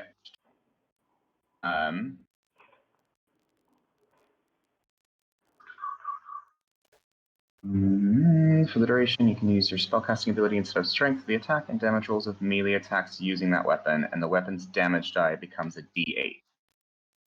Okay, so So I think it negates the base level of the quarterstaffs, and it just gives it a D8. yep. So just roll your d8, and then you'd still add your strength, I think. And then I think that it replaces. I don't know if it does strength and wisdom, because it uses. No, you use your wisdom instead of your strength modifier. even so you for don't the get to use damage. both. Yep. Okay. Yep. Well, go ahead and roll. Okay, so my D8 is a 7, and then my wisdom modifier is +2, so it would be a 9. Okay. So I would So do 9 points of damage. so your shillelagh staff kind of crunches down through it and splits multiple branches on its way through, cutting vines with the magical energy, and it looks like you just carved a big like hole in it. Now there's this big open wedge in the monster. It doesn't look like it's got too much life left in it, as you see this core central, like kind of a rotted log that's just kind of horizontally sticking up, and everything's kind of attached to it, like that's its core of its being. And then it is now. Are you doing anything else on your turn? That's it, or? And then as my my bonus action, I am going to skip back out of tentacle reach. Okay. So As you do so, it spins some of its branch arms around and tries to give you a whack with its attack of opportunity. And it rolls a 19. And the reason it does so is because you left its threat radius. So anytime you leave a monster's range, unless you disengage with it, it will get an attack of opportunity on you. Okay, an attack of opportunity. And okay. then same thing would be as if it passed through your threat range and left. So, but it does hit you, and it does the 2d8 plus 4. And that is going to be 12 points of damage as it strikes you with one of its larger branches. Okay, and then it is then its turn next. and it refocuses on Isis and tries to slam you again. It really wants to engulf you, and that is going to be a 19 to hit. Just dodging out of the way. Just whoop, whoop, whoop. What's your armor? 17. Yeah, so 19 is going to hit you. Oh, sorry, I misheard. Yeah, the slam is a +7, so it does Oh, its gotcha. 2d8 +4 on you as well, and that is going to be a 15 damage. I'm down. Oh, And for God's sake. and as you drop Making down, matey work. it's basically like two large branches swing out from the left and floor you with them, and you hit your head on the ground. And it looks like it's going to take its action and actually engulf you now. So Oh, fuck. that is its turn, putting you at Yikers. Isis. If you are engulfed on the beginning of your turn and you can't escape it, basically, it does another 2d8 damage or 2 death strikes on you because you're down. If I may. Yep. Did he get hit by Moonbeam? No, At his he on didn't. Moonbeam only lasts for one turn. So I've casted it twice at this point. I don't think so. I think it just lasts until it goes away, doesn't it? Yeah, it's a permanent thing. Let me see if it starts or enters. I think it's a concentration spell, though. Let me check, because you may have to roll a constitution. It is a it's concentration, and its duration is up to 1 minute, so it does go away. No, 1 minute is 10 rounds, so. Is 10 rounds. Oh, okay. Well, then, yes, it's still there. So, yeah. But it would have hit him at the. Oh yeah. So is it at the Colton at the would turn, make a at the beginning, or the end?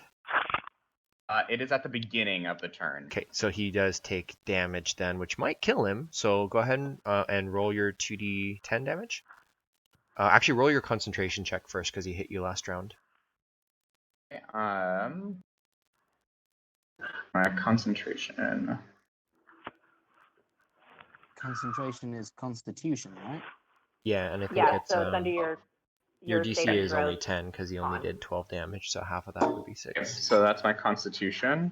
Yeah, so you pass. So then roll 2d10 damage, and he passed with his 18 or 19 actually. So he'll take half your damage. Okay. Those are my 2d10 rolling now. I got 8.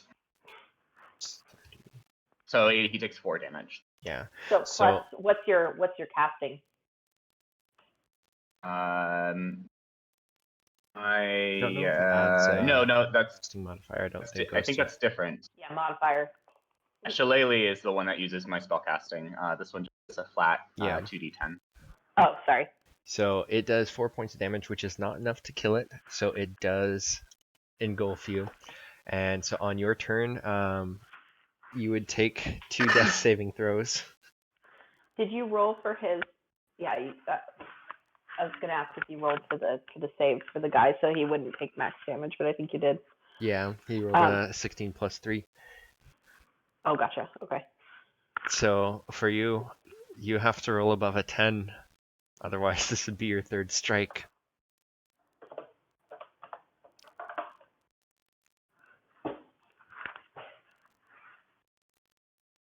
And that is the end of my character. I'm sorry. No, it isn't. Oi, But- Isis, you're not going to die today, you daft bint. Get back up here. And she gets a D8 of Bardic Inspiration, Oh, Jesus. which she can use At any point. for any saving throw. Oh, Oh, for fuck's sake. Well, tried. I'm sorry. So, yeah, 2 death saves by being engulfed, and then with a 5, Isis, you feel, you wouldn't be, you'd be unconscious, but you feel crunched, and then the shambling mound is just kind of enveloping you, and you feel the vines going around your body, and there's a snap. And Isis, I'm afraid you are no more. Yikers. Okay. Sorry, Mackenzie. It's okay. I tried my best. Sorry, love. It's okay. Well, Adrian, congratulations. You killed your first character. Yay! Well, I don't feel great about it. I'm sorry about that. It's okay. It's okay. I make characters with the full intention of them dying at some point. It's fine. Alrighty. Well, I guess I'm sorry, man. Do you want to stick around or Yeah. how you feeling? You good? Yeah, I'm going to stick around. You betcha. Okay. Well, next up is Matey. Bloody idiot. I'm.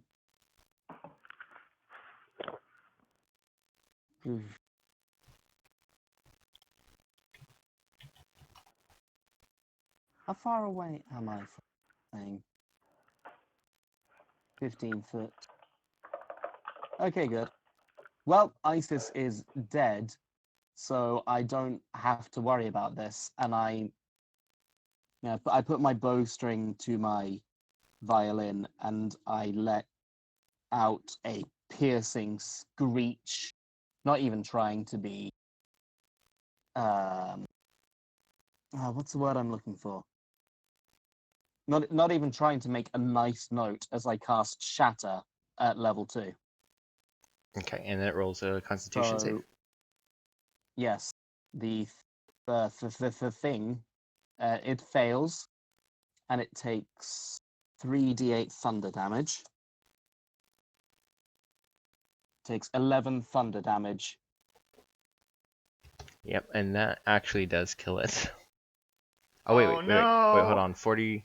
How much? So 36 plus 11 is 47. No, it has 1 hit point left. God. So yeah, it there's a shatter echoing through. The vines begin to snap and break. Some of the branches shatter outward, and there's only just this trunk left, and it's barely standing on, supported by these vines. I look at Emily and I say, "Kill the bloody thing!"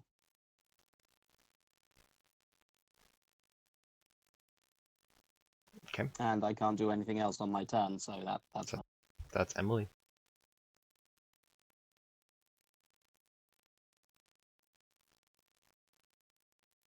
Oh my god. I assume that was an Eldritch Blast, because you are muted. I'm muted? Oh no, I am muted. There you Because go. I have roommates. I'm sorry. Oh, you no worries. Yeah. I. Come on, man. I got a +6. That's not fair. Yeah, unfortunately. Well, you tried. As the Eldritch Blast goes wide, I groan exasperatedly. If I had eyes, I would be rolling them. I look at Zook and just go, just Listen, my hit head it. hurts, bro. So that is then Zook. Take a deep breath and I sprint back in front of it, and I hit it again with my shillelagh, which I attack with my wisdom, and does 18. Does 18 hit? So how do you want to kill it? It has 1 hit point left, so you automatically will take it down. So I raise up my shillelagh, beautiful look, and then bring it crashing down onto the rotten stump, cracking it in two. Okay, yeah. Then it collapses, and just underneath, I'm gonna just move it over so you can see. You see Isis, her small framed body just laying there on the carpet floor. It's covered in the dead foliage from the shambling mound, branches, leaves, everything. So, yeah, there's a stillness as you see your fallen comrade.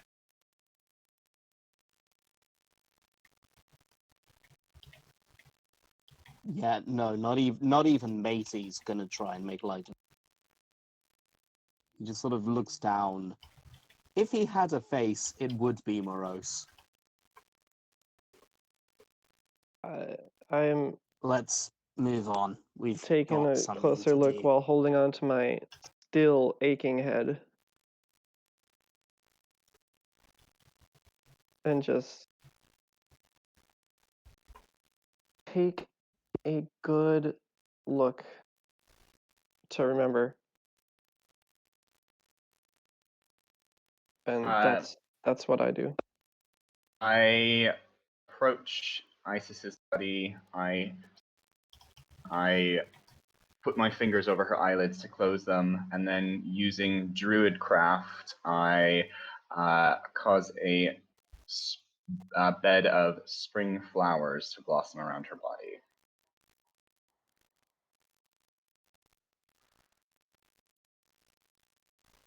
Okay. Aye. So you have the wagon there. Do you want to bring her with you, or are you gonna make a burial here, or?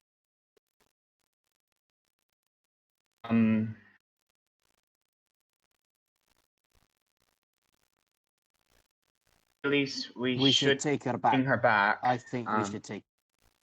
I think we should take her back to the church. They'll be able to do a proper burial. Somebody please help me But get her over. for now, we've got a task we need to do. We shouldn't head back with a corpse. We should head back with what we came here to grab. I agree. Let's get her off the ground at least. So Aye. bouncy and cheerful Emily is very solemn at the moment. Very much not bouncing.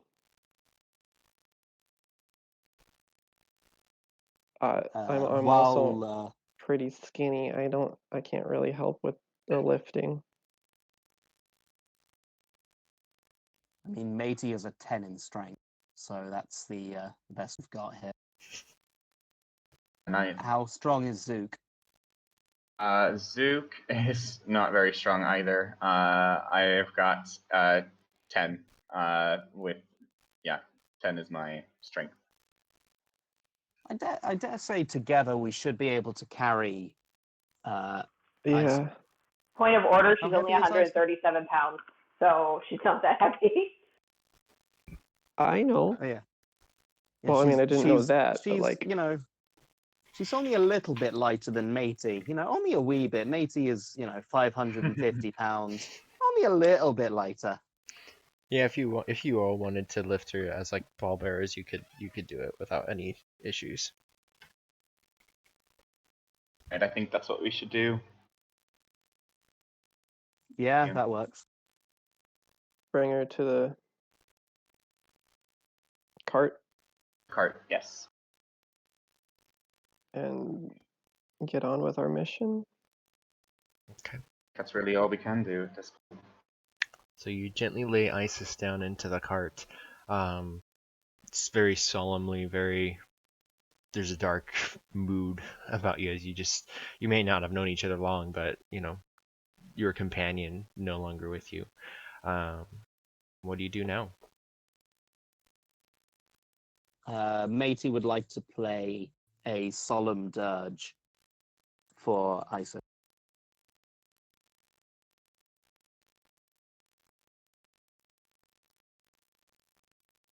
I've done Oh, damn, that's good. nice. It done is all a that I very need sweet, to. solemn.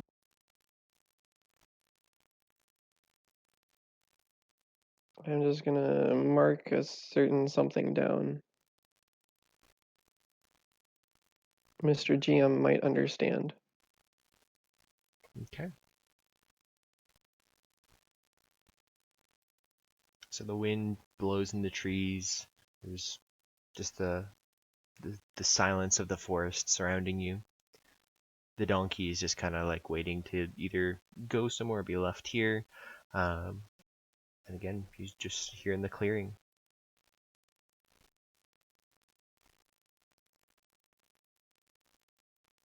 Okay.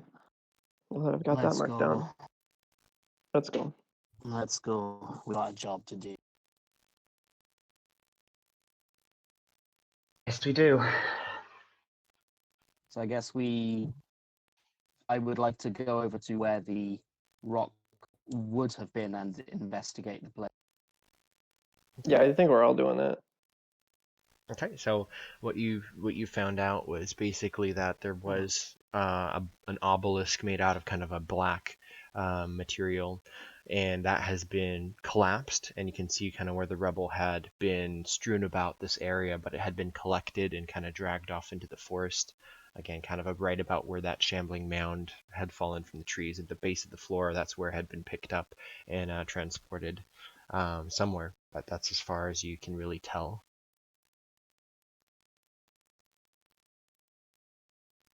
There's got to be something in there. I'm not going first. I take a step towards the tree line, and as a racial trait, I'm able to, if there's any sort of diminished sight because of darkness, I have really good sight. I don't remember what the trait is called. I also have a really good sight. I would like to cast or not cast. I would like to do a investigation check to see if I see anything down the way, kind of looking off towards where the rubble is strewn. Okay.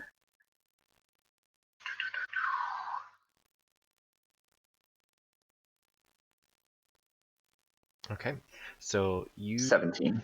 you begin to look around, and with your sight you can see again there's this kind of light set of footprints from someone who's been in the area, that very like basically like a light foot trodden footsteps around, and if you begin to follow those a little bit, they seem to be going around the entire clearing, and you begin to pick up traces that they're going up to certain trees, and in the trees, as you're beginning to investigate, you can see little notches cut into the bark, different runes and symbols, and as you begin to complete the circle of this whole area, all the larger trees that are up front have these symbols etched into them, and it is basically a summoning spell for what you had just fought in, to be brought to life as almost like a guardian should people intrude on this area. Okay, and You did a good job. the rubble that's sort of strewn about from the destroyed obelisk, is it still So the rubble's been or- removed. That you can see signs of where the rubble had been. In the previous game, people had destroyed the obelisk, and it was just kind of left there on the mound. And then all that rubble, you've seen signs that someone has come and taken it and left. Okay, and with my investigation check, did I any sense of where they took it, like what direction they went? So they took it to right about there where you started picking up the signs of the footprints and everything on the outskirts of the clearing. But once it gets there, all the signs of it being dragged or moved is gone.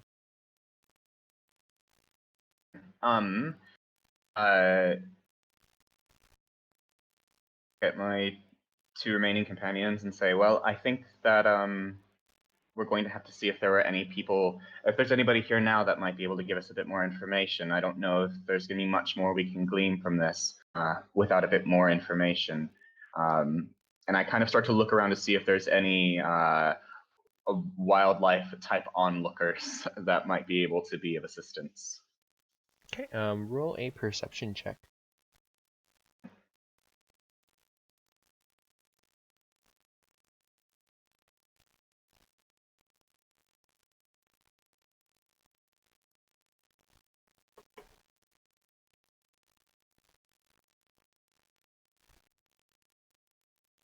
Okay, so you don't see any animals that are in the clearing. It sounds like they've all kind of moved off because of the mound that had appeared. Okay.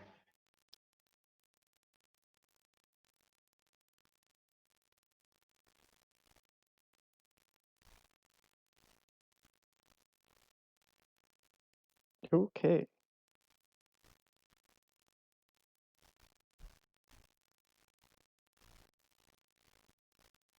You want to See try to anything? just wait around and see once things get kind of pick back up? Well, something that I thought might be useful. I can talk to some animals that might be able to tell us where something might have gone. I have to wait around a bit for somebody to show up. I know that probably scared them off. I'm sorry, what was that? I'm just realizing you guys are talking in Discord and I got so distracted. um, I was just saying I'm not particularly sure what to do right now, but if we wait around a bit, there's a chance that maybe some more animals or some animals might come to the area, and I can talk to them to see if they might have seen something. But I think that that's the best that I can do at the moment, unless you guys have some other ideas. I don't know. Unless there seems to be a clear path, I don't know where we exactly would go. The forest is sort of omnidirectional. Oh, for crying. Yeah, if you want. Look, Sorry, go ahead. you, the short one, I've forgotten your name. Zook. Aye, sure, whatever. Has what you have found, has it any chance of getting us closer to where we need to be? What do you think? Is it a lead that we may or may not have? I can't be sure, to be totally honest with you. I would think that if the animal lived around here, then there's a chance that they might have seen what happened, but there's also a good chance that it might have tried to escape when the obelisk was destroyed. So I can't be sure that that will give us the right answer, but it might be. It's better than what we've got right now. Then it's better than nothing. Let's find something that lived around here. Do we want to maybe See if take we a can- short rest, and then I can do an investigation check after that? Yeah, if you want to take a sure. short Let's rest, get out. for sure. You can re-roll the Sure. perception or survival, whichever one. If we are taking a short rest, if anybody regains any hit dice, if anybody spends any hit dice, my Song of Rest grants them an extra d6 of health. So they don't have to spend all of their health dice, potentially. Okay.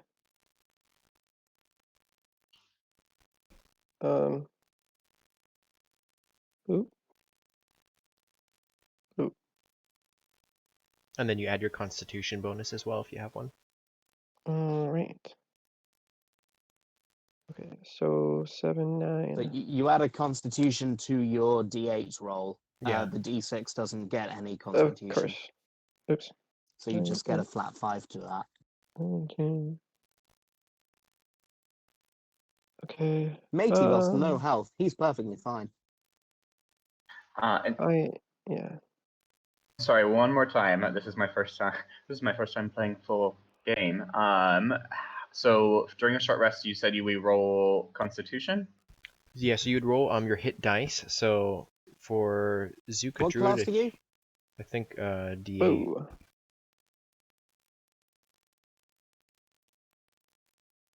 Roll a D8.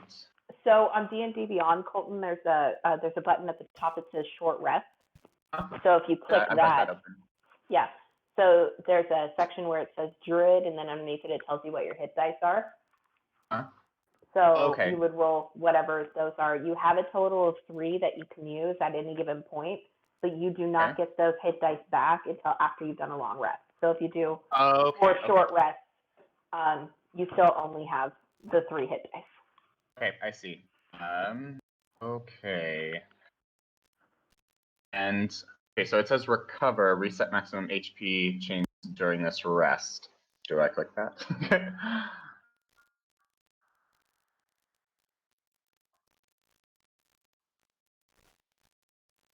Maybe.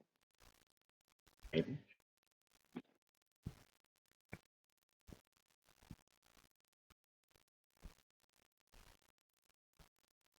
Yeah, so while you're getting the hit dice all figured out, kind of the short rest passes.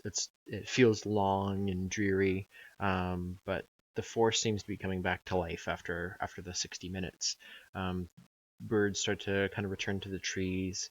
You hear the little critters starting to return, and yeah, it's an hour later, still early afternoon, probably only about 2 o'clock.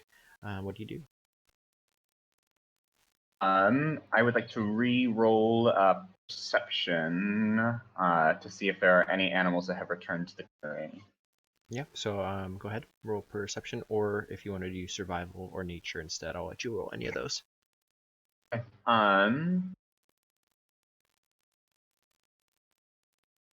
See which one I shot with. I'm gonna roll a nature check. Okay, so yeah, you see there's a couple different options you could go with. There's a robin that's flying around, lands in one of the trees. You see a squirrel kind of going by across the clearing.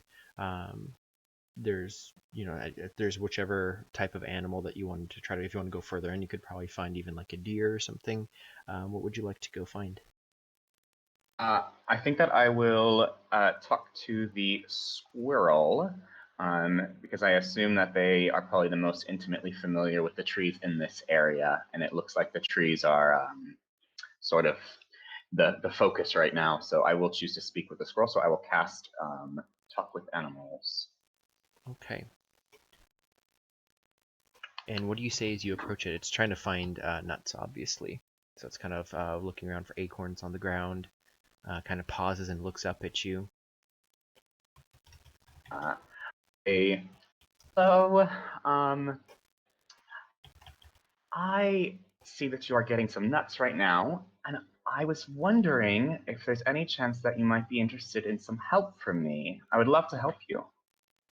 So it kind of squeaks and it understands you, but it doesn't necessarily like speak back. It's just kind of does its kind of trippy, squeaky noise, but you can understand it, and it says, "Help, nuts. You have nuts. Help, food." And I sort of look around the area that he is gathering nuts. I see when I pick it up, and I go to hand it to him. I say, I am looking for something too, and I sort of point at the spot where the obelisk was destroyed, and then I point at the spot where the rubble has disappeared, and see what his reaction might be. He looks at it and then he doesn't go towards it at all, and he says, "You have nuts?" I say, yes, There. I do have nuts, and I give him the nut that I had picked up. I point again at the obelisk, and then at the point where it disappeared, and said, "Bad nuts?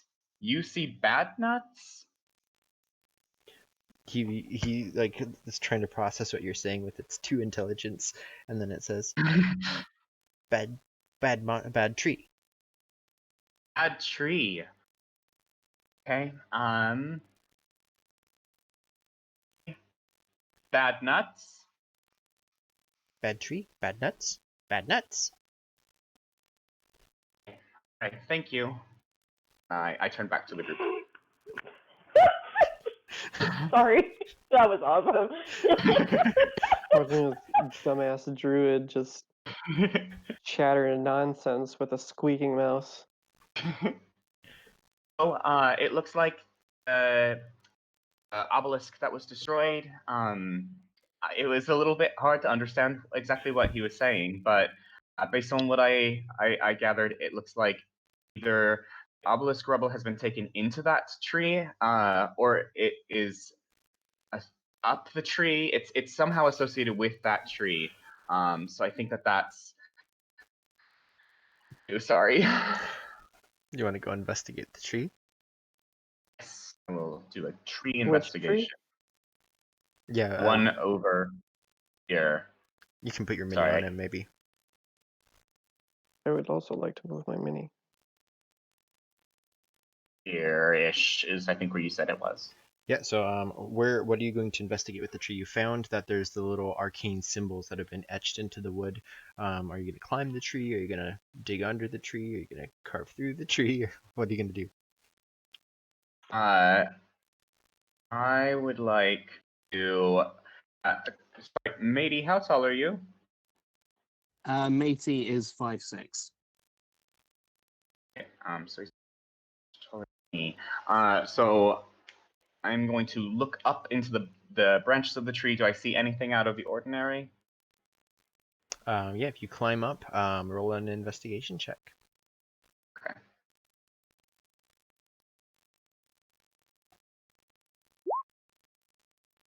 So yeah, you definitely see some stuff up here in the tree. So at the top, you can kind of see that there are definitely foot marks on branches that have kind of squished some of the moss, and you can see that people have climbed up this tree frequently. And then you also see marks of where the shambling mound had been perched, where it had formed, and that has happened before, you can tell. There's a bunch of patterns where the branches that have assembled here to create the shambling mound have all kind of been constructed and kind of pushed their way through the top layer of the tree and to assemble the mound. You also see from up here there is a path through the tops of the trees where you can go from branch to branch further into the forest. Okay. Based on that that investigation check, does it look like there's anything wrong with this tree itself, or is this just sort of a pathway that people are using? Yeah, it looks like the entrance to a treetop pathway, essentially. So I climb down from the tree and I address my companions. Whoever took the rubble climbed up this tree and used it as a sort of pathway to enter the canopy section of the forest. So I think at least one of us is probably going to have to climb up there to try and track them down, and we can maybe follow along on foot at the bottom. All right. Aye, all right, lead the way. Okay, what are you going to do with the wagon in the meantime? Because if you're going through the forest, it's not really going to fit very well through the trees. I mean, you could make it work, but it's just going to take a while. Close it up as best as possible. I don't know exactly how covered it is, but How well does the donkey know the way back to we were in before, back to the church? The donkey is not incredibly intelligent. You would probably need to be guiding him and leading him the way, especially from the forest. Maybe once you got to the road, but even then it might not make its way to the church specifically, maybe just the city.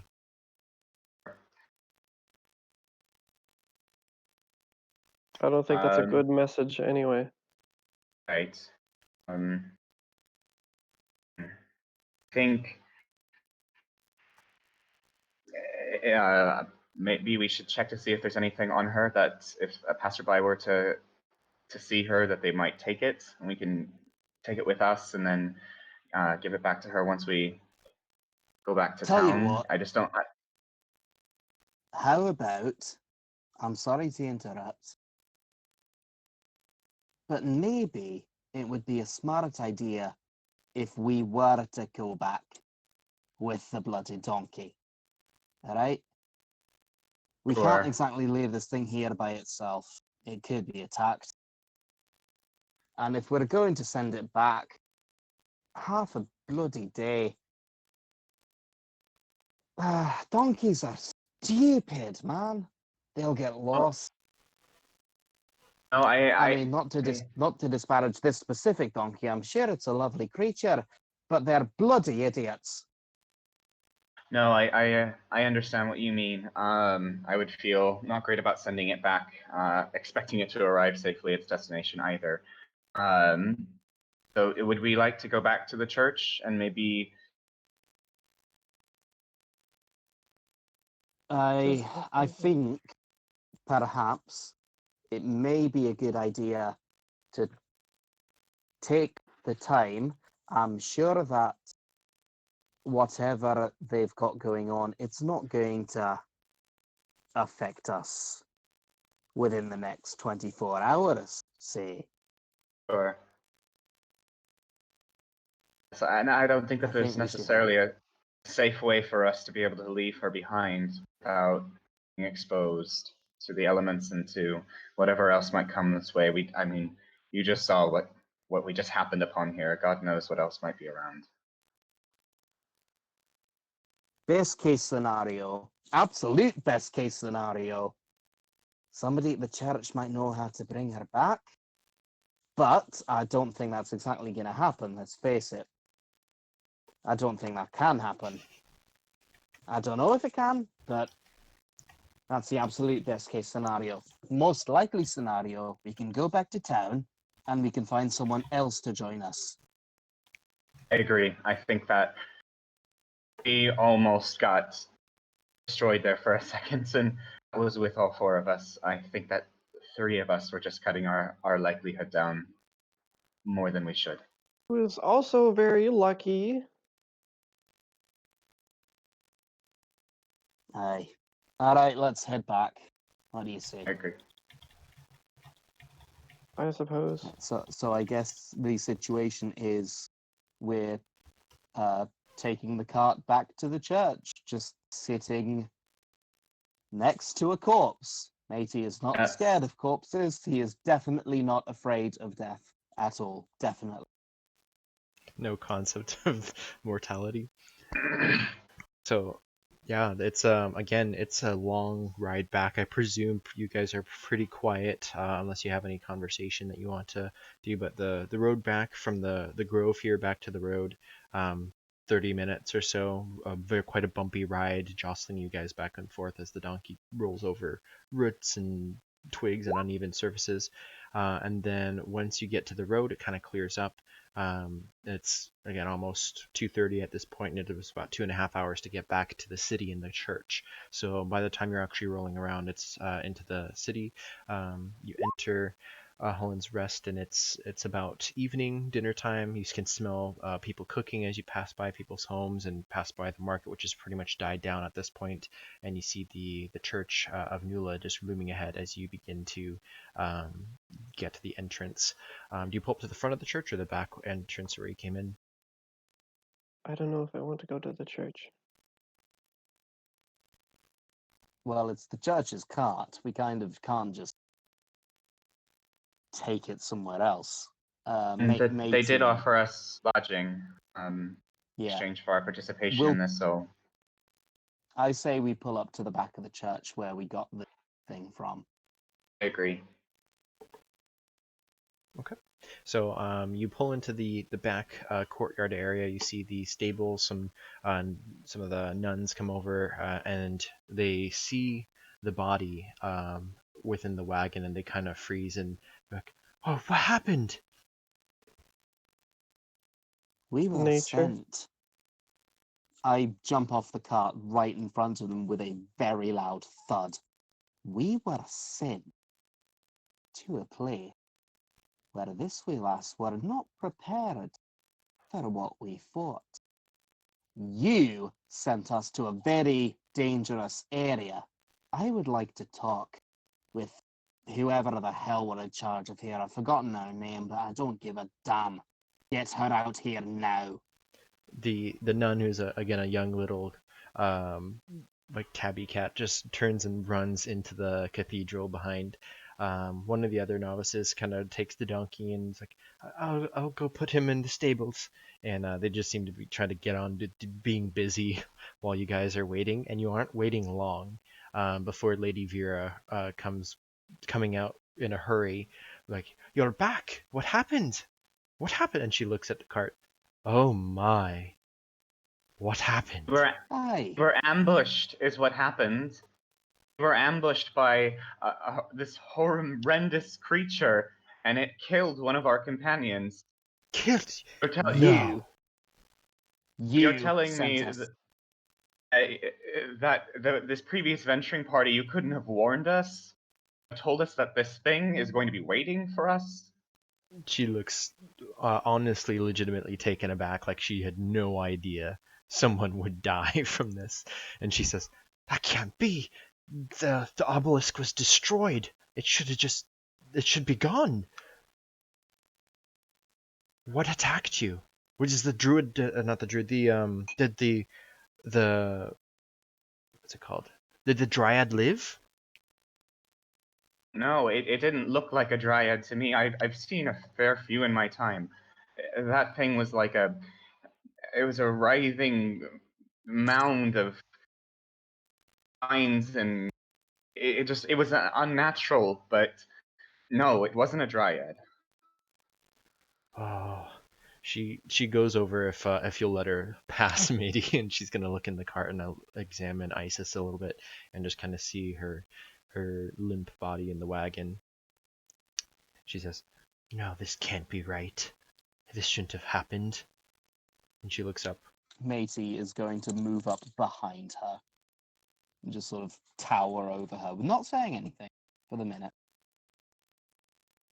She looks really distraught at Isis and then turns back to you and sees Matey behind her so much and kind of jump starts a little bit. And she's like, "Oh, the Church of Nula, we should be able to make this right. This is not supposed to happen.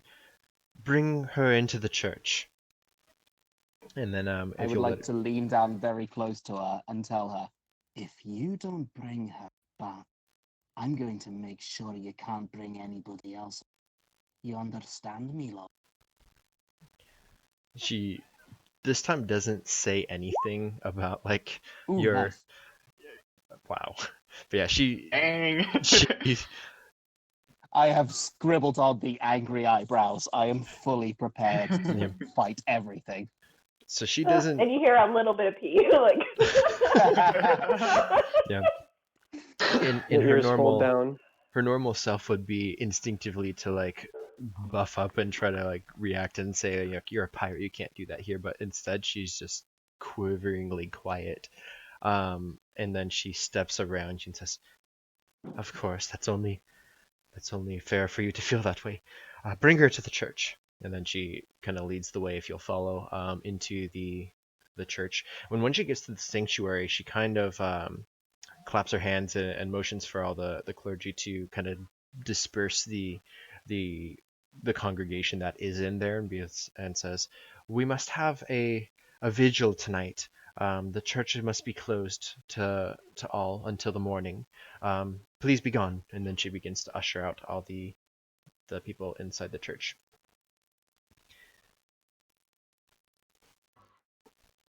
Yeah, Matey would like to carry ice. Matey can probably carry ice. Yeah. I'm just gonna use her in here as well. So the congregation is gone. All of the nuns, Lady Vera sends messengers to kind of go gather the entire church. And so she asks you to place Isis down on kind of where the pulpit is on the dais, but they move the pulpit out of the way and kind of bring forth a table instead, which is, again, a kind of decorated table. It's got linen cloth over it, which has delicate like artwork kind of sewn into the tapestry that's draped over it. And then they place Isis on the table. The priestess looks down at Isis and just looks very crestfallen. Like, there's no way that I intended for this to happen. We will have vigil tonight, and we will ask Nula to do what she can. I am gonna prestidigitate Isis to not fix up the tatters, obviously, but just clean up the mess left by the dirt and such. Okay. Just, you know, a sign of respect and such.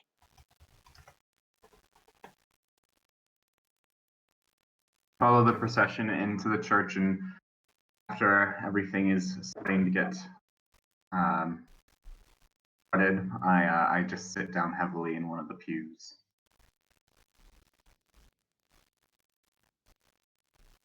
Yeah, Matey leans against one of the pillars on the side, just watching the high priestess very closely. Like, it's not obvious from the fact that he doesn't have pupils, but she can feel him glaring at her the entire time. Yeah, for sure. And you can tell that she's very unsettled by you doing so, but she continues with her work, and you see all the priests and nuns kind of gathering around, and they've all changed into like their kind of holy garments and stuff. So those who are working kind of work coveralls have changed, and so there's this vigil that's surrounded. They light candles around the table, and then they kind of all occupy the beginning pews and stuff. And then there's just kind of chanting that begins to happen as they start a reverie, and they skip dinner. They bypass it, and then they just begin to do this ongoing chant, which begins to go on for some time. Do you guys want to wait in the church as this is happening, or what do you guys want to do? Oh yeah, Um, Matey does not move. Okay. And yeah, I sit there sort of silently and Okay. I think Emily is going to be off in a corner somewhere. Okay. So this process, this reverie, is going to take you through the night. So it's more than a long rest. If you guys want to stay here for the full thing, you can do so. But the priests are basically in a non-stop prayer circle, essentially, and they again skip dinner. It goes into the evening. The sun sets. That brilliant light coming through the glass, the stained glass, diminishes, and all you see is the colored panes. The moon is out, and the stars go rise in the sky. The city settles down. The priests continue on. Um, the morning and the late night and early morning begins to come, and as soon as dawn approaches, Lady Vera stands up and holds her hand up, and then the praying stops, and all the priests bow their heads, and Lady Vera begins to stand above Isis and raises her hands and begins to pray. And she calls out to Nula, the goddess of animals. And for those present, you can see that she's having kind of a communion with her deity. And she asks and prays for Isis to be basically purged of death and to be returned back to life, if it be her will. For it was an untimely death, and it was not something that was meant to be. And so she places her hands down on Isis and begins to attempt to cast the spell, Resurrection, I believe is what it's called. Let me double check.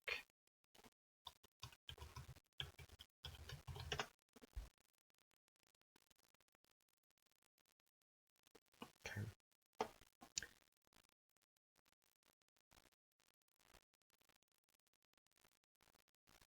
Okay.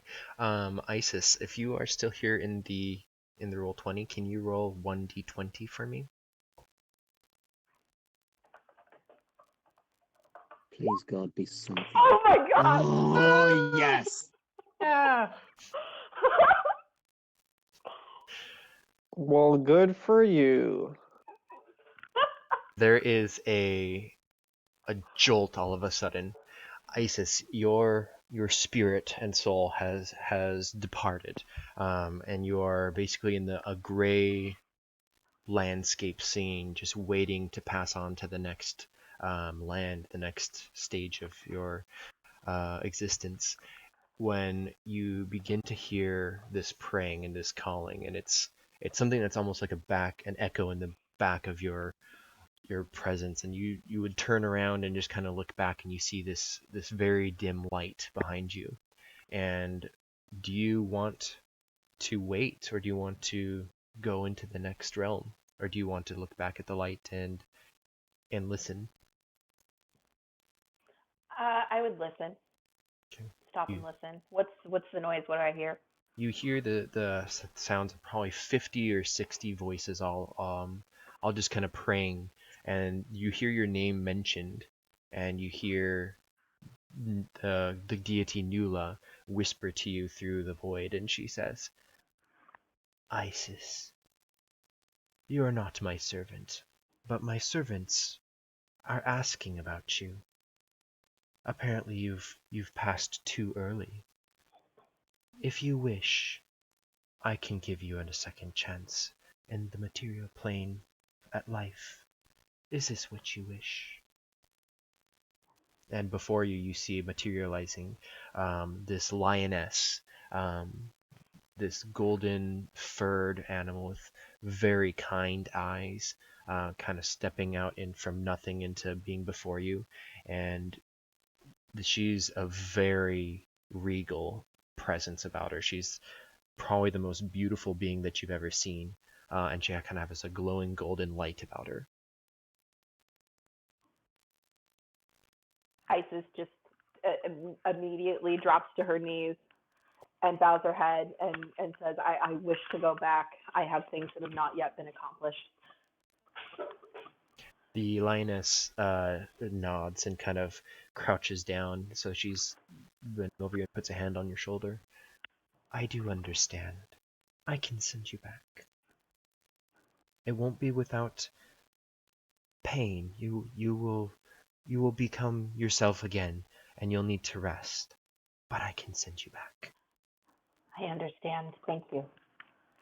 And with that, the light that was behind the goddess Nula begins to glow brighter, and then it's beginning to just like the sun coming up, but it's right in front of you, and it's the light kind of overtakes your whole field of vision until you're blinded, and then there's a searing pain as your body here on the table inhales a sharp breath again, as it's like as if brought back with the heart paddles that zap you forth, and you arch your back, breath in filling your lungs, and your eyes open, and you see standing above you Lady Vera with her eyes closed, hands outstretched up to the ceiling, saying, Lady Nula, bring her back. And you open your eyes. You are at one hit point. There is the loudest scream that you have ever heard that just reverberates in the empty cathedral. And as soon as her eyes open, the very first thing she's greeted with is not only the view of the lady, but also direct sunlight on her. And she just lets out the loudest scream of just pure pain and rolls off the pedestal that she was on, and rolls and rolls and rolls until she hits the wall and she finds some form of darkness and just lays there just face down, just crying because you don't put a drow in direct light. But she's alive and back and very hurt. Yep. And with your natural 20, you do not take any ill effects, amazingly. Yes! Oh! So, I'm gonna approach Isis, but on my past miss feline, I just kind of flip my medallion or whatever it was that was gifting the passage or the lodging at her, and just say, I guess this will suffice for that extra payment I was talking about earlier. I don't want your medallion. And then I'm next to Isis. okay. So you're talking about basically the emblem of Nula? Yeah, the emblem. Yeah, so when you got back to the church, you would have all gotten those. And so what happened when you did, we'll just say that Whisker Son was the novice that kind of gave them to you because the Lady Vera was too busy. But they are, they're much more simpler. They're not bedazzled or anything. They're probably made of like a wooden material or kind of a easily crafted metal. But on the emblem of it, it's a picture of an animal. It would be the Lady Nula, the lioness. However, once you take it, what is Emily's favorite animal? Oh.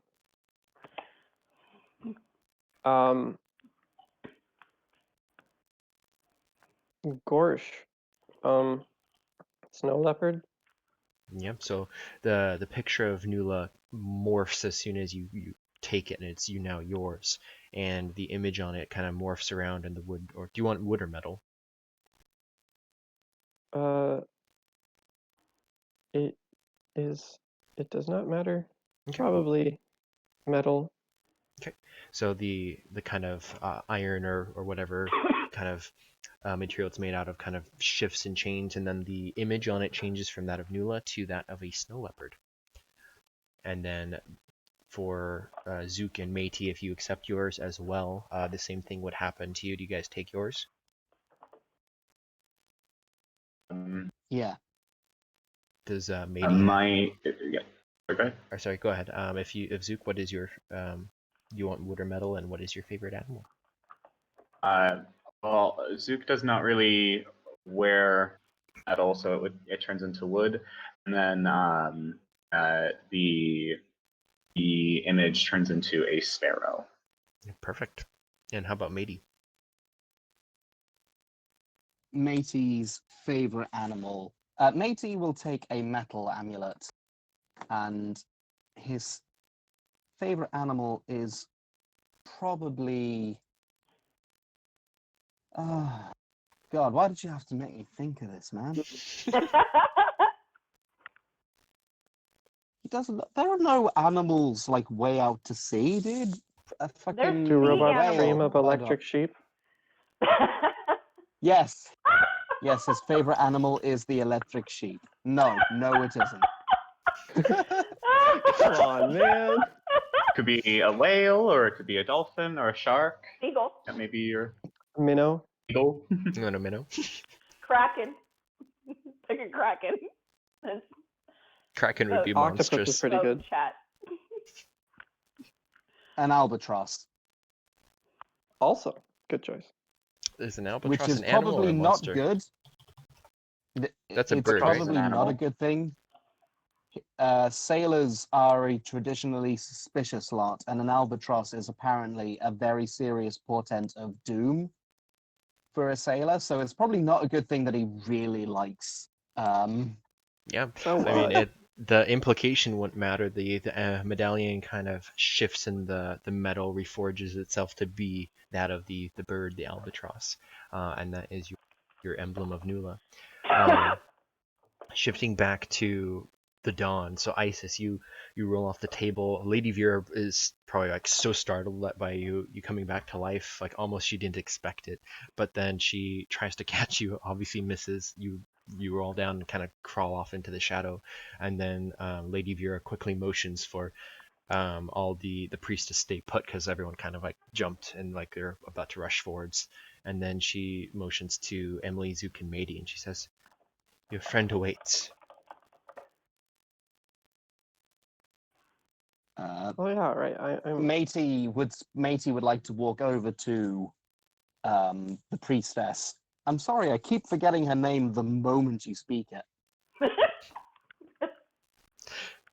This is a me problem, not Métis. He doesn't forget Oh, these things. I'm the- just forgetful. The cat is me. Vera? It's Vera. Yeah, Priestess Vera. He walks over to her and just goes, "I'm sorry," and then he walks over to Isis. Yeah.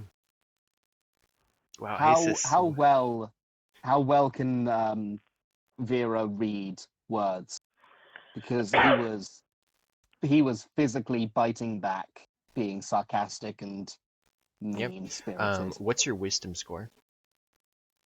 My wisdom score, it is +1. So you have a 9 or 8? plus one. No, one plus is one. Probably I have a 11 12. or 12. Okay. 12 So or 13. regardless, she rolled the high enough, so yeah, she could read behind whatever you were trying to, whatever you wanted to communicate with non-verbally, she can understand. I was trying not to be sarcastic and mean, and I just go,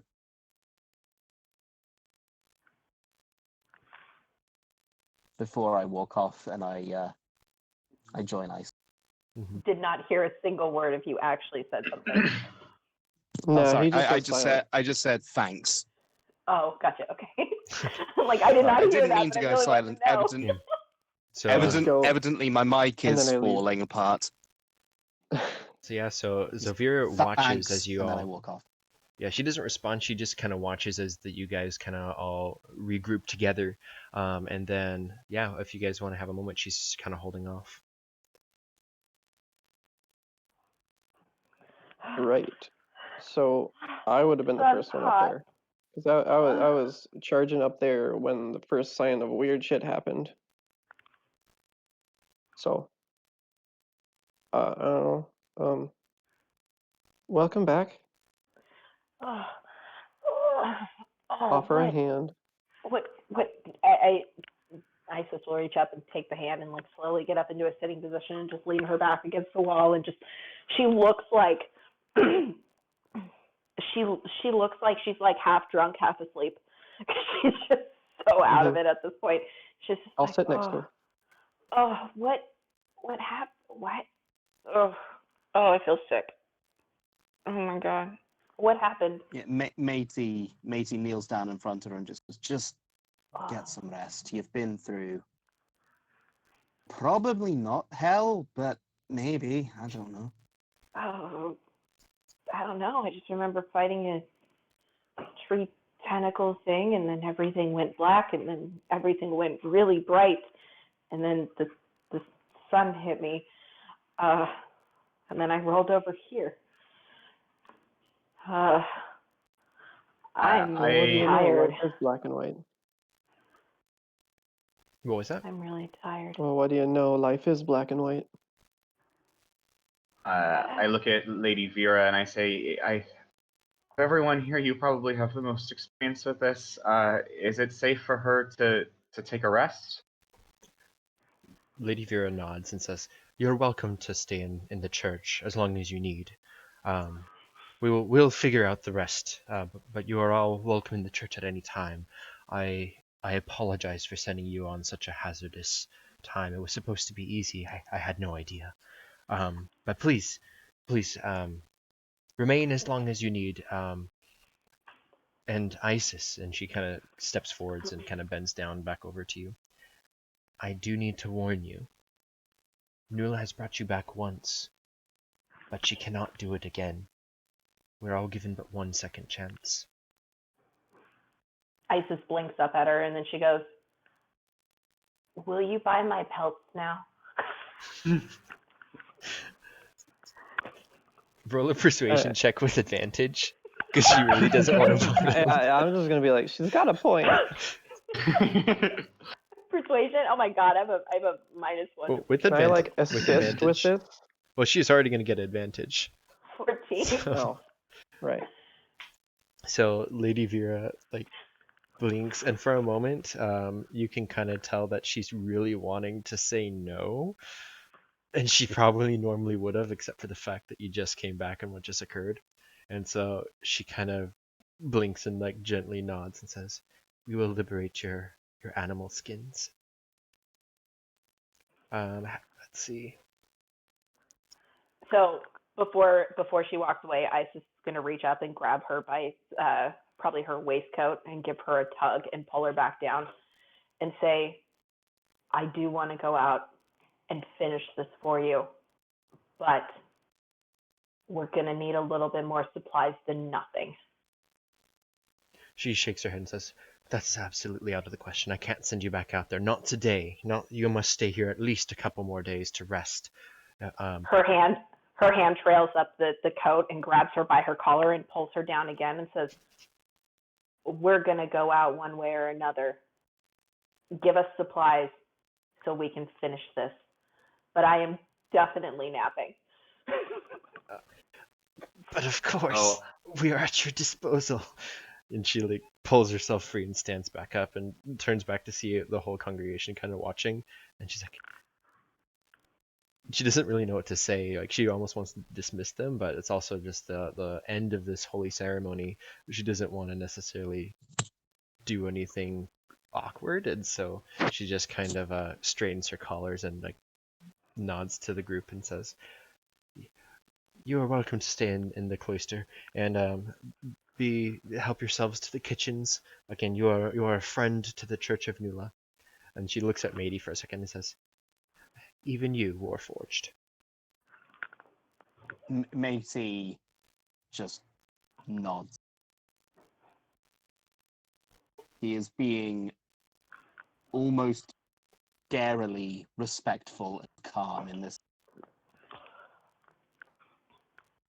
Okay. Given that it is now morning and we are in a cathedral with lots of light, I unstrap my bedroll from my pack, take out the blanket, and throw it over Isis so she's not going to be exposed to the direct sunlight. And I look at Vera and say, right, I think we can probably all agree she needs rest now, so can please have someone show us the cloister. Yeah. So, Whiskerson, and then Eric, I think I see you in Roll20 as well. Are you here with us? Or no? He is here. I think he's just listening. Okay. Yeah, I think he popped in to Okay, watch. gotcha. If you want to use Sasha here as we close out just for a minute, you're welcome to. Otherwise, we'll just close out. He typed yes. He's just watching. Okay, no worries. So Whiskerson then is going to kind of approach and try to help Isis up, and then issue you all others to follow her. And she's going to take you to the kind of the second floor where the cloisters are, where all the cells is what they call them, but they're these little almost like a 5x5 how like a room to stay in, which is barely decorated at all. Not this very plain, very minimalist. There's the bedroll. There's a little desk with some parchment and ink for anyone who wanted to journal or do anything like that. And then there's a window which just lets the sun in with just natural lighting. There is a curtain, so you can close those if you wanted it to be not direct sunlight. But she shows you all two rooms that you can stay in, and she'll bring up food a little bit later, and you can all basically spend the day taking the long rest or just rest in recuperation. And that's where we'll close out for this session, unless anyone wants to do anything else. Actually, yeah, Matey would like to stop Whiskerson real quick. Mhm. I know that you're a lot to do, but I'm hoping you could help me. I hear you're a local place. Yeah, I was born and raised here my whole life. Right. So, this is a wee bit difficult to explain. I'm looking for a ship with this sigil, and he shows her the sign of the Ailstorm. Would you happen to know if any ship has either passed by or docked in that's been carrying a flag? She looks at it, and then she begins to shake her head and says, "No, most of the ships that come by here are just the barges or the ferries. But most of them come down from one of the cities where the harbor is. And I mean, I don't know if he would know, but one of my childhood friends, his name is Hilith. He might know if you were to go to the docks. He works by the Rat and Barbecue Grill. He's one of the cooks there, but he talks to all the bargemen all the time, and he can help you. Maybe. I mean, I presume so. He knows most everything about the ships." Healeth at the Rat and Barbecue? Mm-hmm. Aye, alright. Yeah. Thank you for your help. I appreciate that. Oh, and while you've got a second, could you tell Priestess Vera that he pauses, and how well can Whiskerson read people? Not well. Okay, even by her standards, he is clearly struggling to say the words. He just goes, "I apologize for everything that I've said." Wow. I can of course pass it along. I'm sure there's no need for you to be sorry. I'm sure you've done nothing wrong. And Hey, whatever. Just tell her. and she kind of just I can't do it in person. she kind of like pats his metal arm, just kind of like reassuringly says, "Don't worry, I'll tell her. It's all good." And then she goes to the next room to deliver the rest of the food. Anything else anyone wants to do here? Just before Isis falls asleep, she tugs on Matey's clothes and it's like, "Can you play a song for me while I go to sleep, please?" Fine. Yay! And within like the first couple chords, she's gone. Just want to make sure. 16. Is not actually going. Actually, well, I should ask for. Were there any guilds in this I'm sorry, you broke. town that I noticed? Oh, Were you asking Whiskerson or just out of character? I didn't hear. I'm asking the DM. Are there any guilds or? So so roll a investigation check, I think. Here? Sure.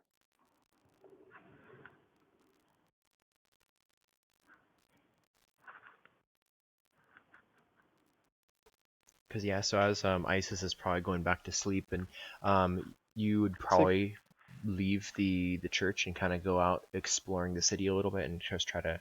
16. Sorry. Yeah.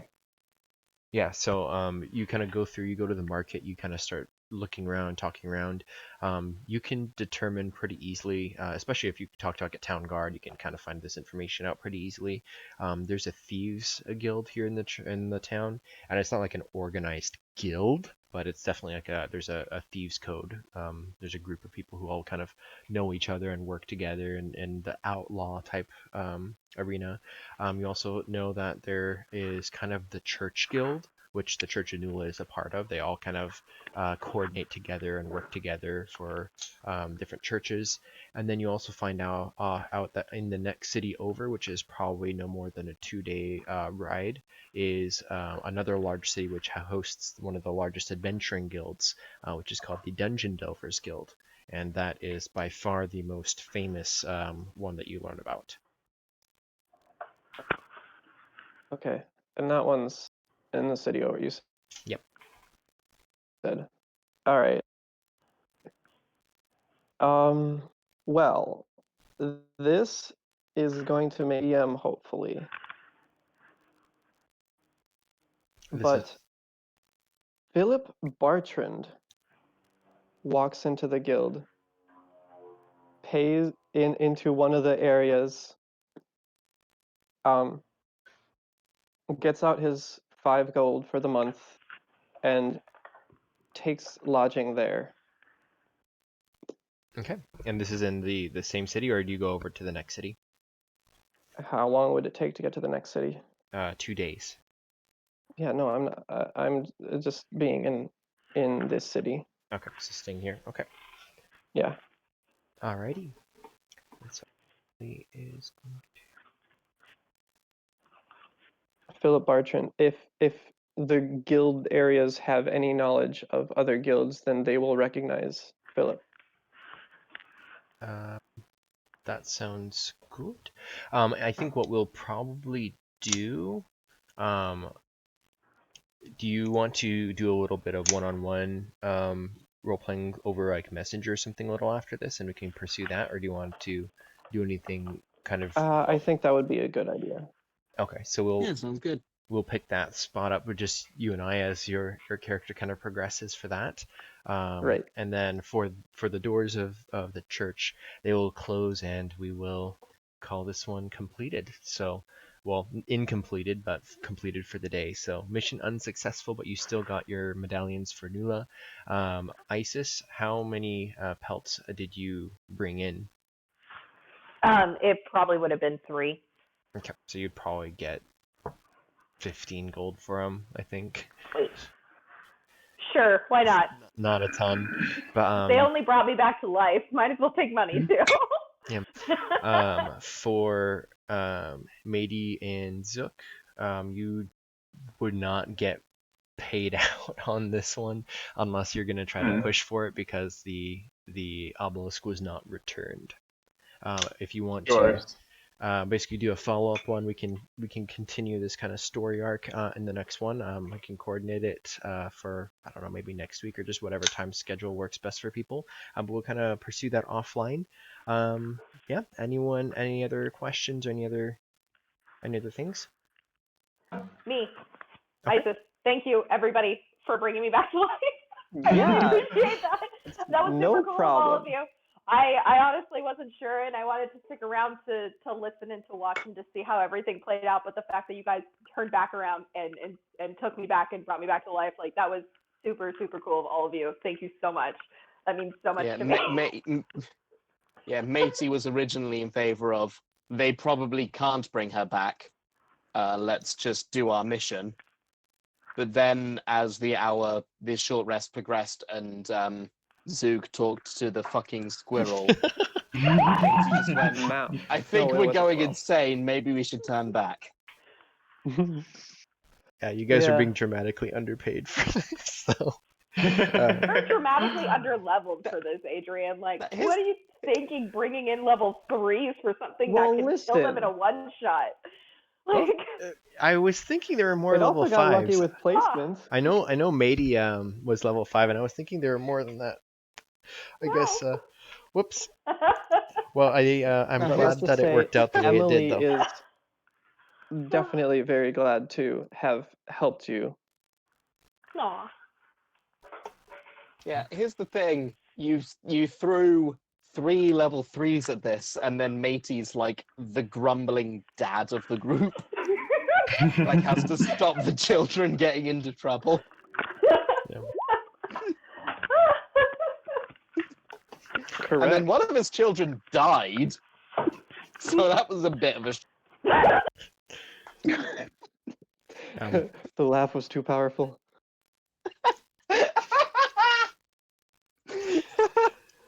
Blew out Alrighty. Mackenzie's mic. Okay, well, Alrighty. that's You all okay right. there, Backers? Yep, so you can all level up.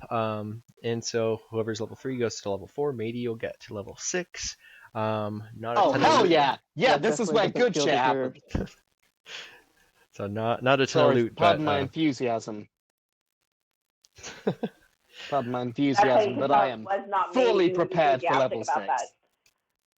I am Not so me who happy was for happy level about 6. that. right on. Awesome. Alrighty, Level well, 6 is where good shit happens. well, I'm going to close out the stream, and then we can all hang out if you want Nice. to. Otherwise, I'm going to have to get going here in a little bit. But it was an awesome game. Thank you for playing, everybody. I had a good time. I'm sorry, Isis, that I killed you. That was not intended to happen, but the dice are what they are. So I'm glad it worked They out, are. though. Yeah, and again, thank you everybody for coming together and bringing me back. Like, I really appreciate that. And Adrian, thank you for letting it be possible, because you could have just said, no, she's dead, bury her in the back. Like, Well, that was honestly really up to the other guys. I didn't want to try to steer them too much, but I think it worked out pretty good. So, yay. Awesome. alrighty. Oh, hell Well, yeah, I got counter check. you guys, thank you. I'll message you guys probably in the Discord to try to arrange for a time when everyone's available if they want to continue on the second one shot. You're under no obligation to. If your characters just want to skedaddle and get out of town, totally fine. If you guys want to stick around and try to uncover the mystery of this stolen artifact, or the rubble rather of the obelisk, we can do that too. But yeah, thank you all very much. I had a great time. So It did I. was good, man. All right. Thank It you was so much. great. Nice.